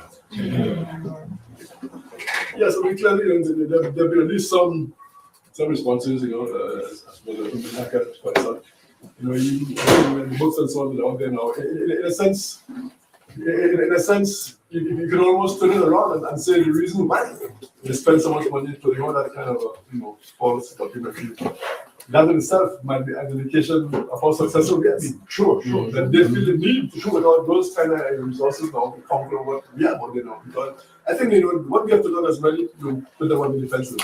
Because I think prior to race force, especially, the view of Garvey was there was largely this guy Garvey was a buffoon and a fool and whatnot. Yeah, but I think he has been effectively blown away. Tony has been defeated, blown away. So I think that, the dominant view of Garvey, at least among a lot of us, I think is very good. So, and that may partially explain, I think, the lengths of a lot of those folks are doing by virtue of your approach and efforts. Thank you. Yeah, also, if I might mention earlier that, when the film, the Standing As documentary was premiered, Julius Garvey and myself were there and stuff, and we certainly confronted them there. But again, you see, still, at the end of the day, though, you're right in so far as that they have such incredible resources, though, that even though we went that night there and put them to flight for a minute, they still have the ability to come back and rerun it over and over and over. Somebody told me, a couple of people told me, I was in Ghana again, a couple of people told me they saw it on TV in Ghana. I think it showed on TV somewhere else. Oh, I think in Jamaica, I think they showed it on TV as well. But that's the power of PBS. So that and that's the one area that we really have. That's the power of global white supremacy. Yeah, exactly. That's the power of global white supremacy. Yeah. But the bottom line is that we needn't be despondent. We have fought a good fight despite it all. Against fear odds. But it's not like we haven't been able to make some impress in the marketplace of ideas. Yeah. Just a little bit more on it. When you came under attack from the Jewish answer, put out a little pamphlet. Yeah, roadside. Respond to that. And I don't want to sound too unreasonable and looking to bigger demand than it, because I know weight and pressure you carry. But even something like that, something written from your perspective as an authority, should come from. We did something so, for this study lesson film. In fact, if you remind me, if I forget, you need to remind me, but I try to remember. But we did a special issue of a Caribbean paper in Brooklyn. I think it's called, what's it called? Caribbean Western, Caribbean, I forget, Caribbean Western or something. But we actually did a special issue on the articles in there from Elmer Bath, from Marcus Garvey Jr., from Julius Garvey, from Molefe Asante, Solomon, what's his name? Solomon Goodrich, I think, and myself. I may have forgotten somebody, but all of us got together. We each have an article in there. It was like a newspaper format, a special issue. And there's still a few copies around. Maybe we could actually get that and republish. That's what needs to be done. Yeah. Must be done, because the thing is okay, creating a lot of history. Yes. A lot of damage. Yeah. And that what you've done. Yeah. It's just in the shelf somewhere. Yes. We need to revisit it. Yeah, I'll send out a couple of copies. Yes. I'm sure I must have about a dozen of them. I'm not even sure if they're in Trinidad or in Boston. I'm living in both places these days. But I definitely have some. You're right. And of course, don't forget the internet. The internet is a powerful tool nowadays. Right. Now that could easily be put on the internet. That's a whole paper can go on the internet. Yeah. Precisely. In fact, in the for like the Majority Press, my publishing company, we have another website. It's not very professional yet. I need to have it upgraded. But we started that website right around the time of this documentary. And my wife is the one who runs it. And she actually had a section in there where people were writing and responding to this documentary. It's still in there. So if you did a search, say, for the documentary, hopefully you might, at some point, you may take 4 pages and Google it. At some point, you might find it, you might find it there. But those are the things we can do. We can, like I said, reprint the newspaper, and we're gonna put the whole thing on the internet as well. Yeah. I know the whirlwind here definitely be interested in that. Right. Yeah. I'll definitely send you a copy of it. My name is Emma Gay, and sorry I was late. I took about 5 hours to get here. It's going to take me enough time to get to. I was about to rush out, but I wanted to share. Thanks for making the effort. I'm really grateful that you wrote this book on Amy, because I call myself a feminist, and I've been active in the community for the last 30 years in this country. I'm from Ghana originally, and it's so, yesterday I was listening to Nkrumah's son say that Marcus Garvey was the greatest influence on farming, and the fact that Malcolm X was also, someone who's in politics from a really high. And it feels, for me, I'm a teacher, and for me, it's so crucial that having the link, even just sitting in this room with everybody here, having that link and passing it on to our children, because that's what we don't do. The brother here was asking about what do we do, what our responsibility is that we in our homes need to begin to buy the books, let our children read it, not make the whole book, but get chunks out of it, show them the images, and tell them that it is important to keep documents. It is important to make a record and document the things that we do. It is important to let our children know that those who've gone before us have done something. We're not starting from scratch again. And the fact that it's taken 27 years to write a book shows a dedication that, so when I can't before to do my homework, becomes a role model beyond, a measure. But my comment on Amy is the fact that I think that maybe she was a co-founder. I don't know, I haven't got any proofs or anything at all. But the fact of the matter is that sometimes before the formalization of an organization, the names that go down don't always reflect those who were there to start it. So it could be that that's what the whole of her life she was trying to claim onto. And also as a woman, all those years ago, it must have been difficult for her to be making her mark. And I find that for her to be such an inspirational person, going into communities and getting people together and fired up, was work in itself. It's the people there who should be carried on. I don't see that as a negative reflection of her not seeing things through, although her writing maybe, But I really feel that I was blessed to be here amongst you, and I'm really grateful that I was able to share with you. Now I've got to go and run off so I can get home. But thank you very much.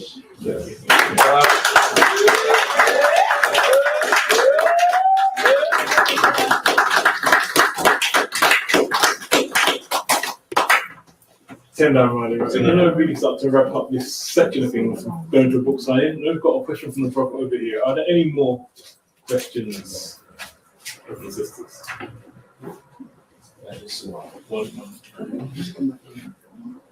Okay, so I think that's going to be the last two. My brother? Yeah, it wasn't really a question. It was the response to some of the other people have said about what we do for the future. Like why I asked my question earlier was because at my university there's not much organisation for black students at the campuses that I'm at. So I'm making steps to push that forward again for later on this year. I've met your son at a conference called the Adornment Conference a couple of weeks ago. Okay, shout out. Yeah, and there are, like you said, a lot of movements going on. So it's not that there's nothing going on. Like even Brother Pepperkai, you won't remember, but when I was about 16, I went to a meeting with him, my dad. What's the name of it? Salim. there are a lot of other people, only about 5 or 6 other people that were doing things to move people forward. Like an event like this, it wasn't really like there weren't that many like back then 5 or 6 years ago, but more things are happening. So I think in terms of like people bring their children, like this mother and daughter, yeah, like people know about these events and things are progressing, but I don't know when it will come on a global scale or if there'll be a tipping point where everything does like change instantly. But I think slowly things are changing. We appreciate your message of hope and optimism.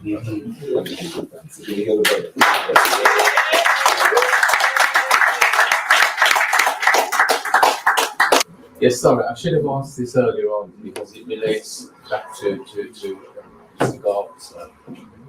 When Garvey was here from 35 to 40, I know, because many people do, about the aspersions correctly, I think, that he passed against Paul Robeson in the film Sons of the River, etc. But what I haven't come across in your work or anywhere else, did Garvey actually share a platform and physically meet up with Paul Robeson within that period of time before Robeson went away, I think, in 38? I'm not aware of it. I Right. don't know. I just don't know. Sorry to ask that. Yes. I know he visited the offices of George Palmer and the International African Service Bureau at one time and left a contribution. Yes. I know that Palmer and James heckled him at Speaker's Forum. So that's a kind of a contact. There's Amy Ashwood that I mentioned. She claimed she met him after one of his speeches with Marla one day. But I just don't know if he actually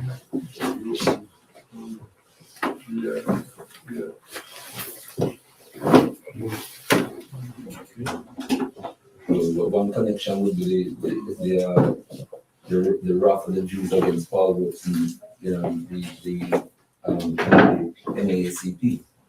They turn against him and contribute to, his so the pressure that they put on him.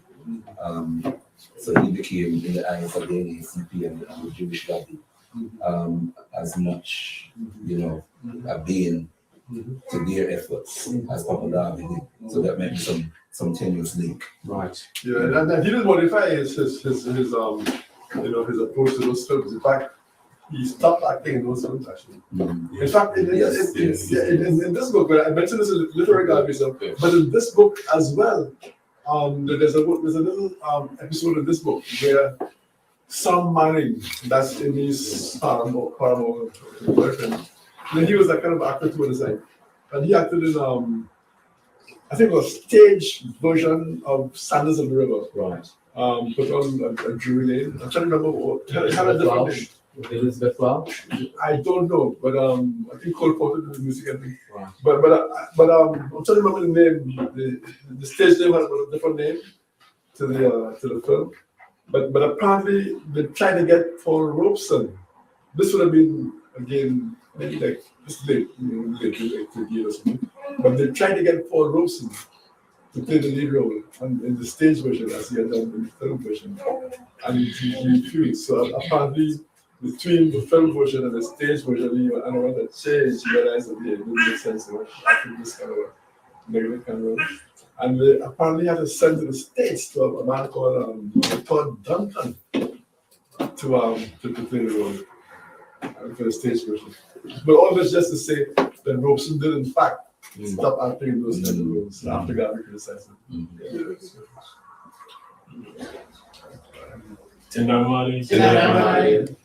Brothers and sisters, that brings us to the close of this section. Now it's exciting book signing part. Now, yes, that's why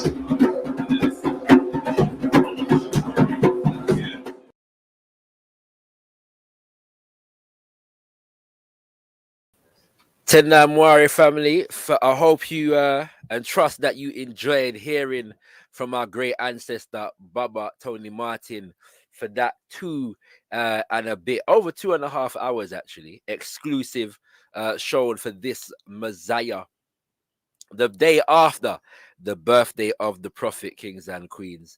It's a pleasure to share that with you. Some questions that he was asked. I'm not sure that he's actually represented on some of those issues anywhere else in the world. So it's a pleasure to share that with you, kings and queens. We're going to have a bit of a discussion for those who want to engage. So feel free to click the link that is in the description or in the chat, sorry. And I'm going to put it in the description actually as well, just so you can have easy access to it. But yeah, click the link in the chat and you will be able to come live, with myself, and we can have a little bit of a reasoning about the life and legacy of Papa Garvey, the legacy of Baba Tony Martin and his work. Anything that stood out for you from the video, our conversation, up close and personal with Baba Tony Martin. And yeah, man, anything you want, highlight and all these things. Maybe you've been reading some Baba Tony Martin. I certainly have. Over the last month, rereading the classic, I'm saying, the good book, Race First. I have to come back to it every now and then, kings and queens. This is as Baba John Henry Clark says, this is the as close to, let me read it for you on the back here. Where is it gone? Baba Tony Martin, Baba John Henry Clark. There we go. This classic study of the Garvey movement, the truth has finally been told, he said. No, that's a different one. Sorry, that's Baba Thomas W. Harvey, the Honorable former President General. Baba John Henry Clark said, as close to a definitive study on Marcus Garvey as we have seen, and nobody has yet surpassed this in terms of producing that definitive study. So we give thanks for the work of Baba Tony Martin. I have got Brother Roan Fraser in the back here. So if you want to join us as well, brothers and sisters, feel free to do that, Brother Roan Fraser, and bring us and click the link in the chat, and we'll bring you through and you'll be able to interact and share your thoughts and opinions. Brother Roan. Yes, Alkebu-Lan, is that your name? No, my name is Tafadzwa Shakara Bandaka, so you can call me Tafadzwa or Shakara or just Shaka, either one. But the name of our organization is the Alkebu-Lan Revivalist Movement. Very good. Tafanzwa, Yes, did I pronounce that sir. correctly? Pardon me? Did I pronounce Tafanzwa? Did I pronounce it correctly? Yes, sir. Very good. Thank you so much for the opportunity to see this new, we've never seen before, video of Tony Martin. I'm doing a book. In fact, the publisher just emailed me before the YouTube notification about, the progress I'm making with the book. The book is done, but I'm just trying to secure, which publisher now. I'm talking to 2 different publishers about it. But I want to thank you, Tafanzwa, for you and your organization recording this and releasing it around this time, Black August, the day after Garvey's birthday.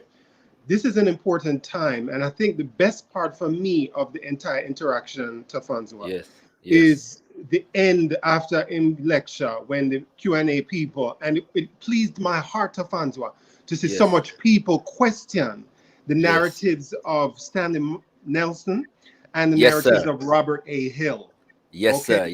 That gave me so much hope, and it gave me so much encouragement that people are reading and they're understanding that the reason we are in the situation we're in, because we've gotten the histories that we've gotten from a Stanley Nelson and from a Robert A. Hill. And until we understand our history from our perspective, it will still continue. The colonization will still continue. So big up to your organization, Tafanzwa, for really understanding the importance and having that kind of energetic dialogue where you're questioning the narratives about Garvey that you've gotten. I just came from a film screening of a documentary about Garvey called African Redemption, and I'm so proud of the filmmakers. Roy T. Anderson and his wife, Allison Anderson, God bless the 2 of them. They Okay. really gave you a fuller picture and was kind of fulfilling what the host sitting next to Tony Martin in the video said about the need for our to write a documentary from our perspective, not from Stanley Nelson's Black liberal perspective, but from our perspective. So congratulations on airing this, and thank you for giving us a bigger picture of how we interpret Garvey. Give thanks, my brother. Give us some information on the film that you're referring to. Where can we find some more information about that? Sure, it's scheduled to be released next month. The filmmaker Roy T. Anderson had an exclusive private screening on Monday, August 16th in Harlem. He invited me to it. I saw the film. It's about an hour and 28 minutes. Very comprehensive film. At the end of it, like Spike Lee's Malcolm X film, he had Usain Bolt saying, "Up you mighty race, you will accomplish what you will." It gives a very powerful, comprehensive history of the Garvey movement. As a film, as only a film can do. You know, a film is a film, it's no book. Tony Martin gave much more detailed information than Roy T. Anderson's film.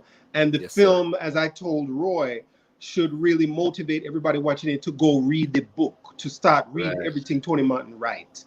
While it is a helpful supplement to studying Garvey, it's not it shouldn't replace book reading, okay? It should not replace what Tony Martin has done. What I love about the film is the dramatizations. He has these young people performing Garvey and performing Garvey's first wife before him leaves Jamaica. Beautiful in black and white, beautiful, well done. I'm a dramatist, so I know good acting when I see it. And those young people definitely perform good acting that him hired to perform Garvey and Garvey's first wife. Yeah, that's a little bit of the film. I saw it Monday. Today is Thursday, the 18th. Me see it Monday, August 16th. 16th, okay. Give thanks for that, my brother. You know, we need more films on Papa Garvey and updated films. And like you said, you know, films that will challenge. Cause we haven't really had one since this Stanley Nelson, Robert Hill. We haven't. Yeah, you know. So and I know that many of us have been talking and behind the scenes about doing something. And addressing that shortage right there. So we give thanks that somebody has taken up the task. Roy Anderson did it. There's some things that he said, well, not he, but people he interviewed said that I think were wrong interpretations, but me tell him no take it out, left it, because it causes the viewer to say, wait a minute, when you really study Garvey, you'll see that what this historian said is not correct. But so that's why I said leave it in there, because there were people in the audience that said such and such said this thing that's not true, and them say, yes, I want the viewer to disagree with what them hear from Garvey. Greg Carr is in it. A lot of people. I find it in Caroline Cooper is in it. It looked like Samia and Nkrumah day and night. Yes, Samia and Nkrumah in it. Very good. Yes, she gave a very important. She mentioned how the book by Garvey, Philosophy and Opinions of Marcus Garvey, was influenced her father. So that was good to see. Oh, it looked like Ilyasha Shabazz is in it as well. Who? Ilyasha Shabazz, the daughter of Ilyasha Shabazz, Malcolm X's daughter, is in it. As well as Janine. Is Janine in it? Who? The artist, Janine. Janine. Spell the first name. Janine. Jah9. The artist. You don't know? No, not that I remember. Dark skin sister with locks. Rastafari sister with locks. Slim. Not that I remember. Not her. Not Janine. All right. I picture there still. I have the film rundown. But it's all good. My brother, we give thanks for you joining us. Yeah, but I'm gonna let some others come through. Definitely. Thank you. Feel free to stay tuned. Okay, I would love to stay. Yes, King. All right. All right. So family, click the link if you want to come through. And reason, you know what I'm saying, about the video that we've just watched. You watched an excellent you know, up close and personal. And I agree with the brother Ron that the best part of it for me was the question and answer period. I want to highlight one thing, whilst ones and ones are coming through, and that is the fact that Baba Tony Martin said, that he was in the middle of completing a book entitled Global Garveyism, yeah, global Garveyism, and there is actually a book today or something anyway called Global Garveyism, edited by Ronald J. Stevens and Adam Ewing. Yeah. Now Adam Ewing is the author of another book called The Age of Garvey that looks he's a European, by the way, that looks at the legacy of the UNIA around the world. And also some years ago there was a conference here, the headline of which was Dr. Robert Hill, who we heard about in the up close and personal, and the roundtable conference here that was headed. I'm forgetting the institution, but I'm going to get it out for you now. What was called Global Garveyism, mapping those at home and abroad. Yeah, and Adam Ewing was one of the headlines of that, as well as Robert Hill. It's called the Global Garveyism Symposium, which took place in 2016. And basically it collated a number of international Garvey scholars around the table. Now, I've heard Brother Tony Martin say this a number of times, yeah, this global Garveyism talk, and it seems like that terminology has taken hold, and I don't personally, it seems unlikely to me that people that work in scholarship, this idea of the global Garveyism title that Brother Tony Martin was writing is not known to them. You know what I'm saying? So I'm seeing the fact that there is the importance of this work was that it rescued the legacy of Papa Garvey and the UNI-ACL from the pit of revisionism, distortion, and condemnation, yeah, by a lot of scholars. All right, and it appears that there is a desire to recast the UNIA to some degree, and Marcus Mosiah Garvey himself in some of those lights that were there previous to the publishing of this book. Yeah, and I'm putting that out there for the sake of conversation. So anybody who wants to come through and join the situation, feel free to click the link once again, as Brother Rowan has done, and come through. Brother Rowan, do you have anything to say on what I've just said, or a contribution? Yes, I think you're absolutely correct in that the taking of that name and using it to try and explain Garvey from an academic point of view is definitely part and parcel. I mean, the Bible says you know them by their fruit. And when you read what is being said, as was said in the Q&A, they're trying to diminish the influence of Garvey and what he did. Yes, sir. And so you have to really read carefully what these scholars like Adam Ewing are saying. You have to read carefully what Robert Hill was saying. Robert Hill was in another documentary about CLR James, where he basically said that Garvey switched positions, used to support Selassie and then stopped supporting Selassie. That's not true. Yes, yes. Garvey was always in support of Ethiopia being free from Italy. Yes. But he was very vocal in what he saw was the missteps by Selassie. And just because he was vocal doesn't mean he was against Selassie. He wanted Selassie to succeed. But you and I, Tafans, will know that the imperialists will use any negative comments by allies between each other to, divide the two, to divide the two Pan-Africanists. Yes, and sir. That's what he and certain historians like Hill did in wrongfully stating that Garvey was against Selassie. He was not. There's a touch of that also in the new documentary that I told Roy I did not agree with, but I think it works for creating debate and getting the viewer to question, what they're reading, and to make sure that their reading of Tony Martin's description of Garvey's life will detail how, Garvey was not against Selassie at all. He was about the freedom of Africa. Yes, sir. Yes, sir. You know, and I think that some people are critical of things that Papa Garvey said during that time, but he wasn't the only one who was critical of His Majesty.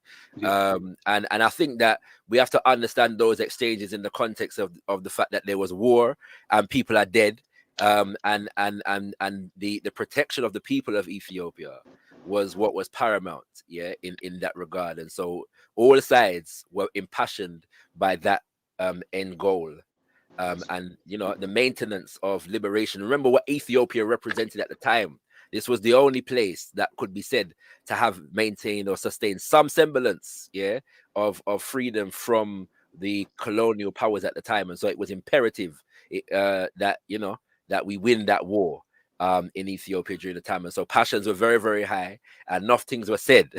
You know what I'm saying? At the set go, and enough of we fall out for less. So for less. Yeah, you know what I'm saying? So that's how to put it in a context. All right, kings and queens. I'm gonna give people 2 more minutes to come through if they want to come through, and if not, we're gonna enter our close and get Mama Kaya to come through and take us to our close. So you got 2 more minutes, family. If nobody comes through in the next 2 minutes, then we're gonna enter the close of the proceedings. And what I would like to do, for the sake of those who may be new to the work of Baba Tony Martin, let's profile some of the books. These are not all of them. This is some of them that I've got to hand right about now. But of course, I've already mentioned Race First. And if you want, I was going to say if you want to start, but you can either start here, you know what I'm saying, if you're looking for something, or start here, all right? Now, this is Marcus Garvey Hero, which is basically a shorter version of this, which is Race First. So if you're serious, just go in a Race First, all right? You know what I'm saying? And get the reading, the detailed analysis. But this will give you a basic rundown and overview, and it's also excellent for it was written with children in mind, you know what I'm saying, preteens and teens. It was written with children in mind. So Marcus Garvey Hero gives you a good overview of the UNIA-ACL and the life of Papa Garvey.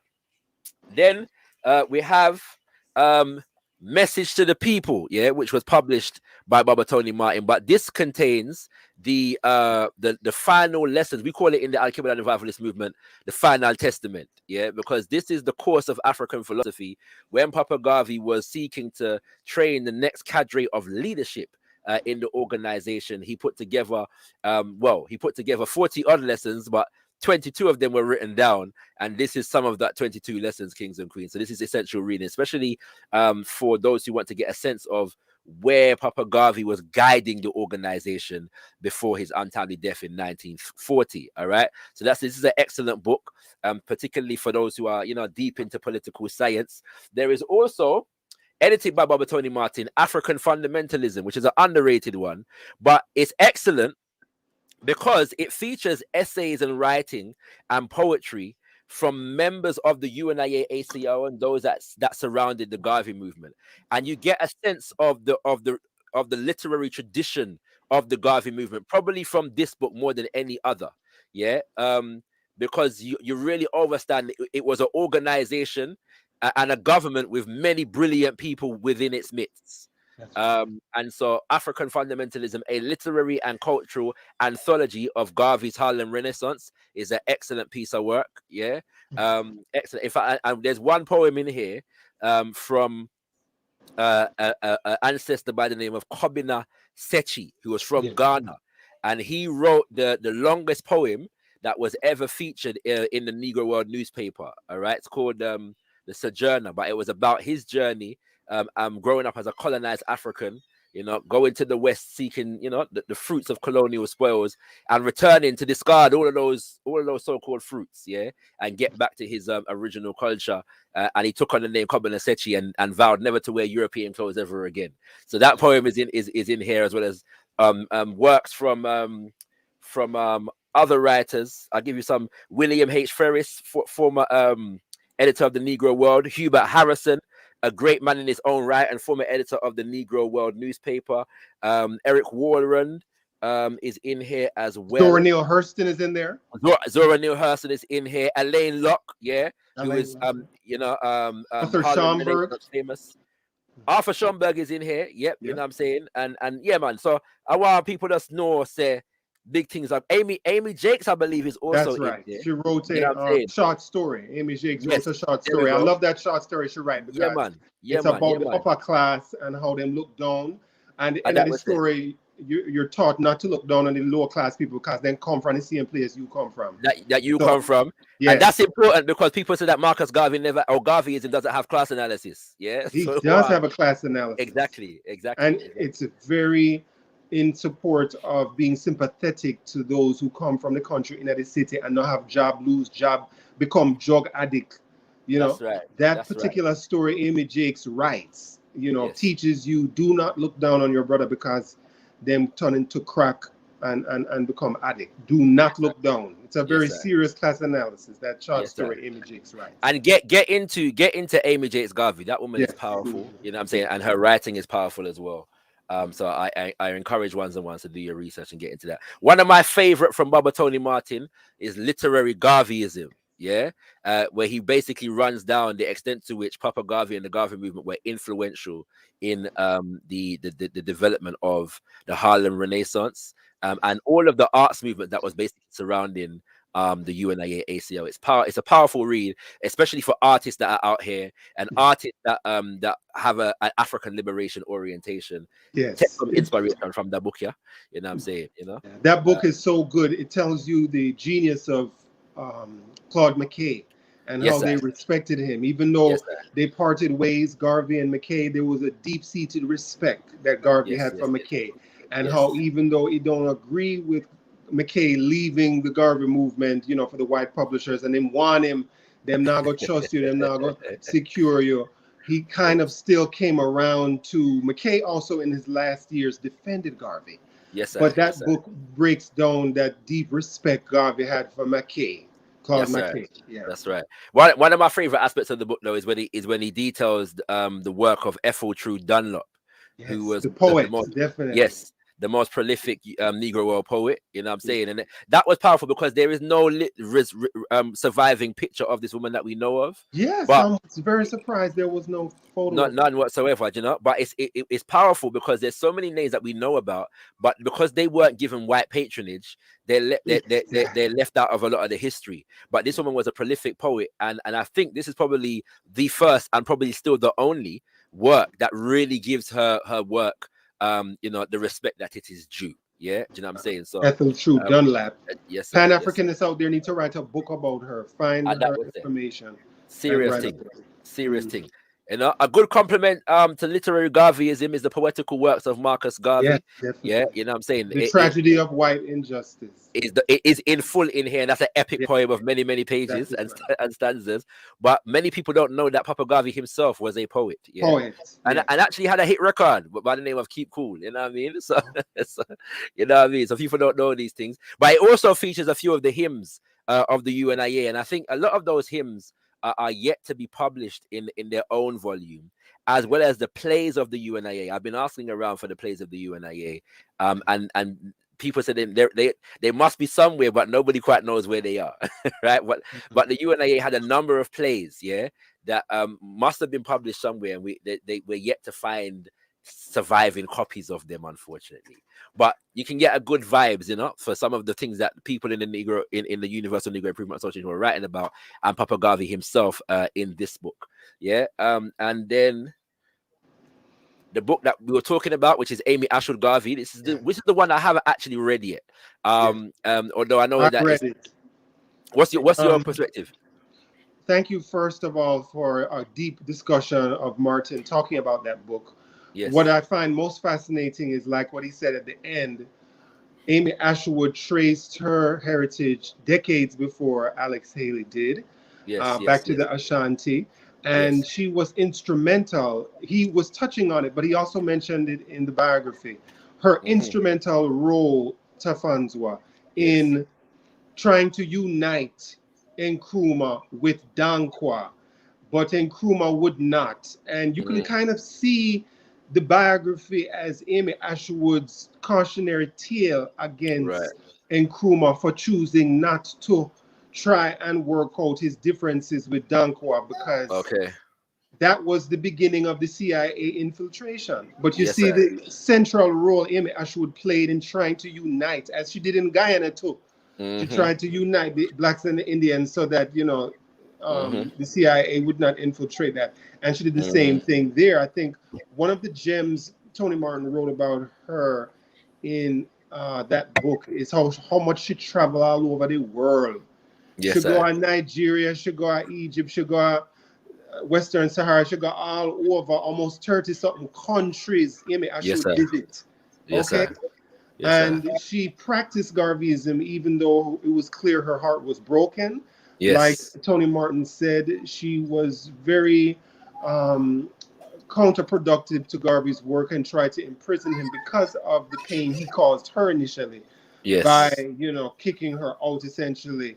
Yes. I do believe in my heart she was a co-founder because her and her mother helped bring people in Jamaica before the two of them leave Jamaica I would to agree. the UNIA. I would agree. But he said, you know, there are certain things he questioned, but I think he did us a great service to Francois by documenting everything she did from promoting Garveyism in Guyana to Ghana to trying to unite Nkrumah and Dankwa and traveling so much and then trying to get the Liberian government now to run its own businesses, so it's not depending so much. Most definitely, yeah. Tony Martin wrote she took out ads in Elijah Muhammad's newspaper. Yes, sir. Muhammad Speaks, to try and get the readers them in the US to invest in the concrete companies in Liberia. So even though she separates, she continuously practiced the three principles Tony Martin mentioned in your video, which was race first, nationhood, and self-reliance. Yes, sir. Even Definitely. though she agreed with him personally, she never make her. I mean, she did in certain respects, but ultimately, she never made it stop her from trying to promote those values across the world. And that's the lesson that we can learn, family. Because nothing will fall out and leave the movement, you know what I'm saying? And stop the work, you know. And Mama Amy Ashwood, you know, whatever her flaws, and we all have them, so we're not going like, so we're not have them like she did. But and Papa Garvey have them too, and Mama Amy Jakes have them too, and everybody have them, you know what I'm saying? But the most important thing is that she stayed on the mission. And that to me is the greatest testament to her legacy and her life. This is the next book I'm going to read after I finish reading my reread of Race First. This and the Pan-African Connection are two books from Papa Tony Martin. Everything Garvey went through after being deported. That's Tony Martin is the only one to talk about how difficult it was for Garvey. Actually, one other, Rupert Lewis. Yes, I'm sorry, I have his book here. I want to pick it up. Wait there. Rupert Lewis book here. Yes. Yeah, he's done a couple, but the main one is Anti-Colonial Hero, and the one that he edited. Right, Anti-Colonial Hero. He talks about how Garvey had a hard time in Jamaica since 1927. And Martin quotes Lewis. Martin quotes Martin. Yes, sir. Yes, sir. You know what I'm saying? My brother Ron, thank you very much. We're gonna enter our close. I'm gonna let you go, but I appreciate your contributions to the conversation this evening. Likewise. And yeah, man. I hope to have a discussion after you finish Race First or Amy Ashwood. Most definitely, we'll make that happen. Yeah, give thanks, my brother. Blessings, yeah, blessings. All right, kings and queens. What may I say no? We are going to enter our close. I'm going to call forward, Mama Kai, to take us out, so to speak, and close this particular. Stay tuned, kings and queens, for more of our Mosiah season. This is the month of Mosiah. We don't refer to the month as August because we renamed the month after the prophet. So this is the 18th of Mosiah. Please bear in mind, because many of us overlook this particular landmark, but as well as the 17th of Mosiah being the birthday of the prophet, the 13th of Mosiah is also a very important date, because that is the anniversary of the inauguration of the red, black, and green flag. Yes, kings and queens, the flag of nations, the colors of the race, as designated in that powerful convention of the African peoples of the world held in New York in 1920. So we want to recall that. And also that is also the date of, if I'm not mistaken, of the commencement of the Haiti Revolution. Yeah, or what I should say is the date of the beginning of the Verdun ceremony that led to the initiation of the Haiti Revolution, which they say launched on the 21st of Mosiah, 1791. Yeah, very important date, the 13th of Mosiah, for those two reasons. Yeah, and in fact, really, people should date the beginning of the revolution from that Boakeman ceremony, kings and queens. I'm still awaiting the arrival of Mama Kai to close out the situation, so bear with me, family. You know what I'm saying? Bear with me. I want to big up Baba Senghor Jawara Baye, yeah, former President General of the UNIA, my president. I still call him my president, and one of the executive council members of the UNIA-ACL Rehabilitation Committee 2020. So bigging up to our elder Baba Senghor Jawara Baye. We give thanks for your presence, Baba. You know what I mean? Big things are going in the world. Still awaiting the arrival of Mama Kai, kings and queens. I feel like whilst I'm waiting, I'm just gonna delve into a little reading from Race First. Yeah, one of my favorite aspects of the thing. Yeah, this is how the book starts. Yeah, Baba Tony Martin makes the mission clear from early. He says, this book is based upon the simple premise that no one could have organized and built up the largest black mass movement in Afro-American history in the face of continuous onslaughts from communists on the left, black reactionaries on all sides, and the most powerful governments in the world, and yet be a buffoon, a clown, or even an overwhelming impractical visionary. Distortions are not new to Afro-American history, but one would be hard put to find a major black figure who has suffered more at the hands of historians and commentators. This study attempts to treat Marcus Garvey and the UNIA-ACL with the seriousness and respect which they deserve. Yeah, get the book, kings and queens. It's out there. You know what I'm saying? I got to get a new copy. And by the way, I should show off a little piece. Yeah, but my copy, yeah, that's why I got to get a new one so I can preserve this one. But my copy is signed by Baba Tony Martin. And that's it. 2003. Yeah, man. We love that. Now let it go. All right, family. All right. Mama Kai is in the building. Mama Kai is in the building. So I'm going to bring her through right about now. So all on the kings and queens. Big up my sister in Shola, yeah, of SAR events. Over there, up there in a Birmingham.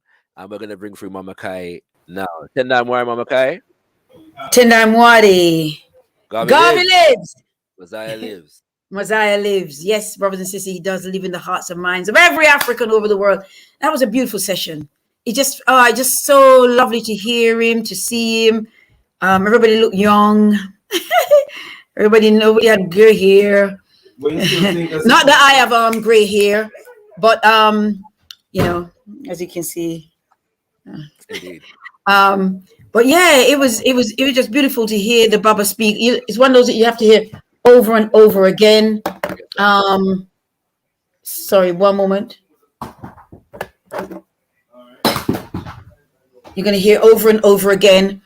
And yeah, you just have to absorb his spirit and the information, the knowledge that he shared with us. It's just so powerful. So I'm just going to close with our closing words. Katenda Shakara for hosting, you know, such a brilliant and insightful session. And I'm hoping we're going to be linking with our brothers and sisters. It's been a challenging month. It's been challenging. The months generally have been challenging. We've just lost our elder brother Gamba Kokai. Yes, sir. Someone who we met him on on Liberation Road. He came through an organization. It's probably the only other race first organization in this country, and the Pan-African Congress Movement, which most of us cut our teeth on. And yes, he's been with us for 33 years, been in the fight for about 45 years. It's just a big loss. It's just, you feel like a big gap, a big gape. Yes, sir. In the movement. He's our elder brother. We used to call him Big Bro. At the time, he was only 30 when the organization started, but he was the oldest amongst us. So we just called him Big Bro. You know, he's like our elder, you know, his cue and advice from him. And, you know, he has a lot of history. He goes back from the Black Liberation Front. He's got a lot of history, you know, and it's just gone. And we're just going to really miss him. We've got a lot to get through. He helped raise our children. Yes, sir. Yeah, it's a sad loss. I just want to bring his name into our thoughts. That's right. Thank you for that, Mama Kai. I did mean to mention that, but one more thing, because when I mentioned Haiti, I also meant to send strength to our people in Haiti right now, who are, you know, who are suffering that earthquake here. We're hearing that the numbers are 1,400. You know what I'm saying? And it's just in terms of deaths, but there's been a cyclone that has gone through as well since the earthquake. Yeah, so it's a serious thing. We know what our people in Haiti have been through. We know for standing up for us.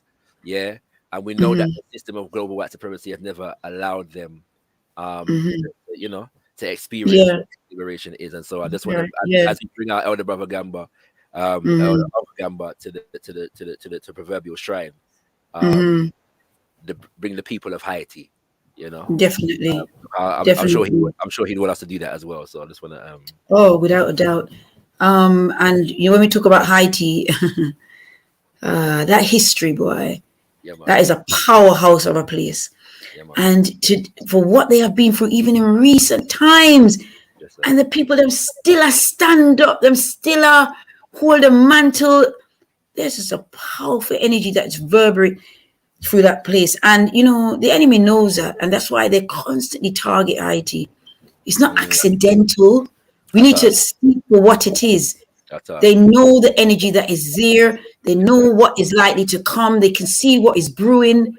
That's not accidental, brothers and sisters. That's right. You know, so we just need to. Because the earthquake them never seem to hit the other side of the island. Well, this is it. This is it. You know, even the earthquake, they discriminate. That's what I'm saying. So it's a global white supremacist earthquake, kings and queens. We know. Well, that's me. I say. That's what I say. But we have to send our prayers and our love to brothers and sisters in Haiti right now, and St. Vincent recently, and Congo. Everybody, I feel it.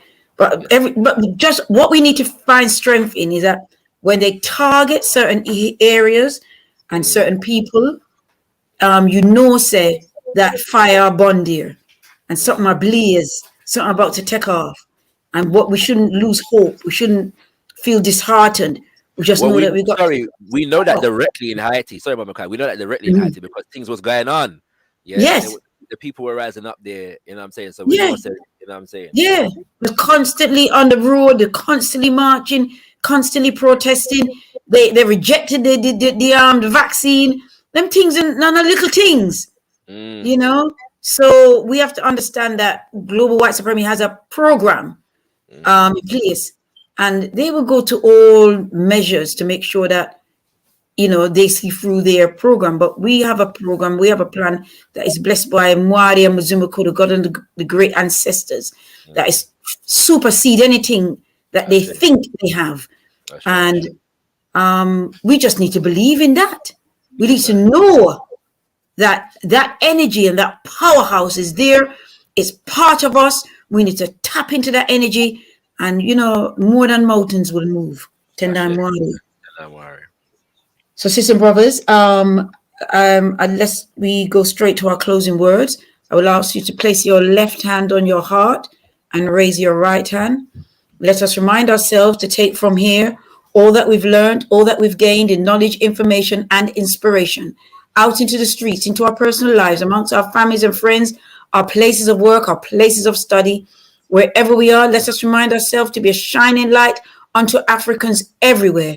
Let Africans everywhere know that Mari, Olodumare, Unkulunkulu, Nodume, Sodume, Ashe, Nobokuane, the African God, reigns supreme. Let Africans everywhere know that it is a joy to be an African. Let Africans everywhere know that liberation is indeed at hand. Tendai Mwari. Tendai Mwari. Garvey lives! Garvey lives! Garvey lives! Tendai Mwari.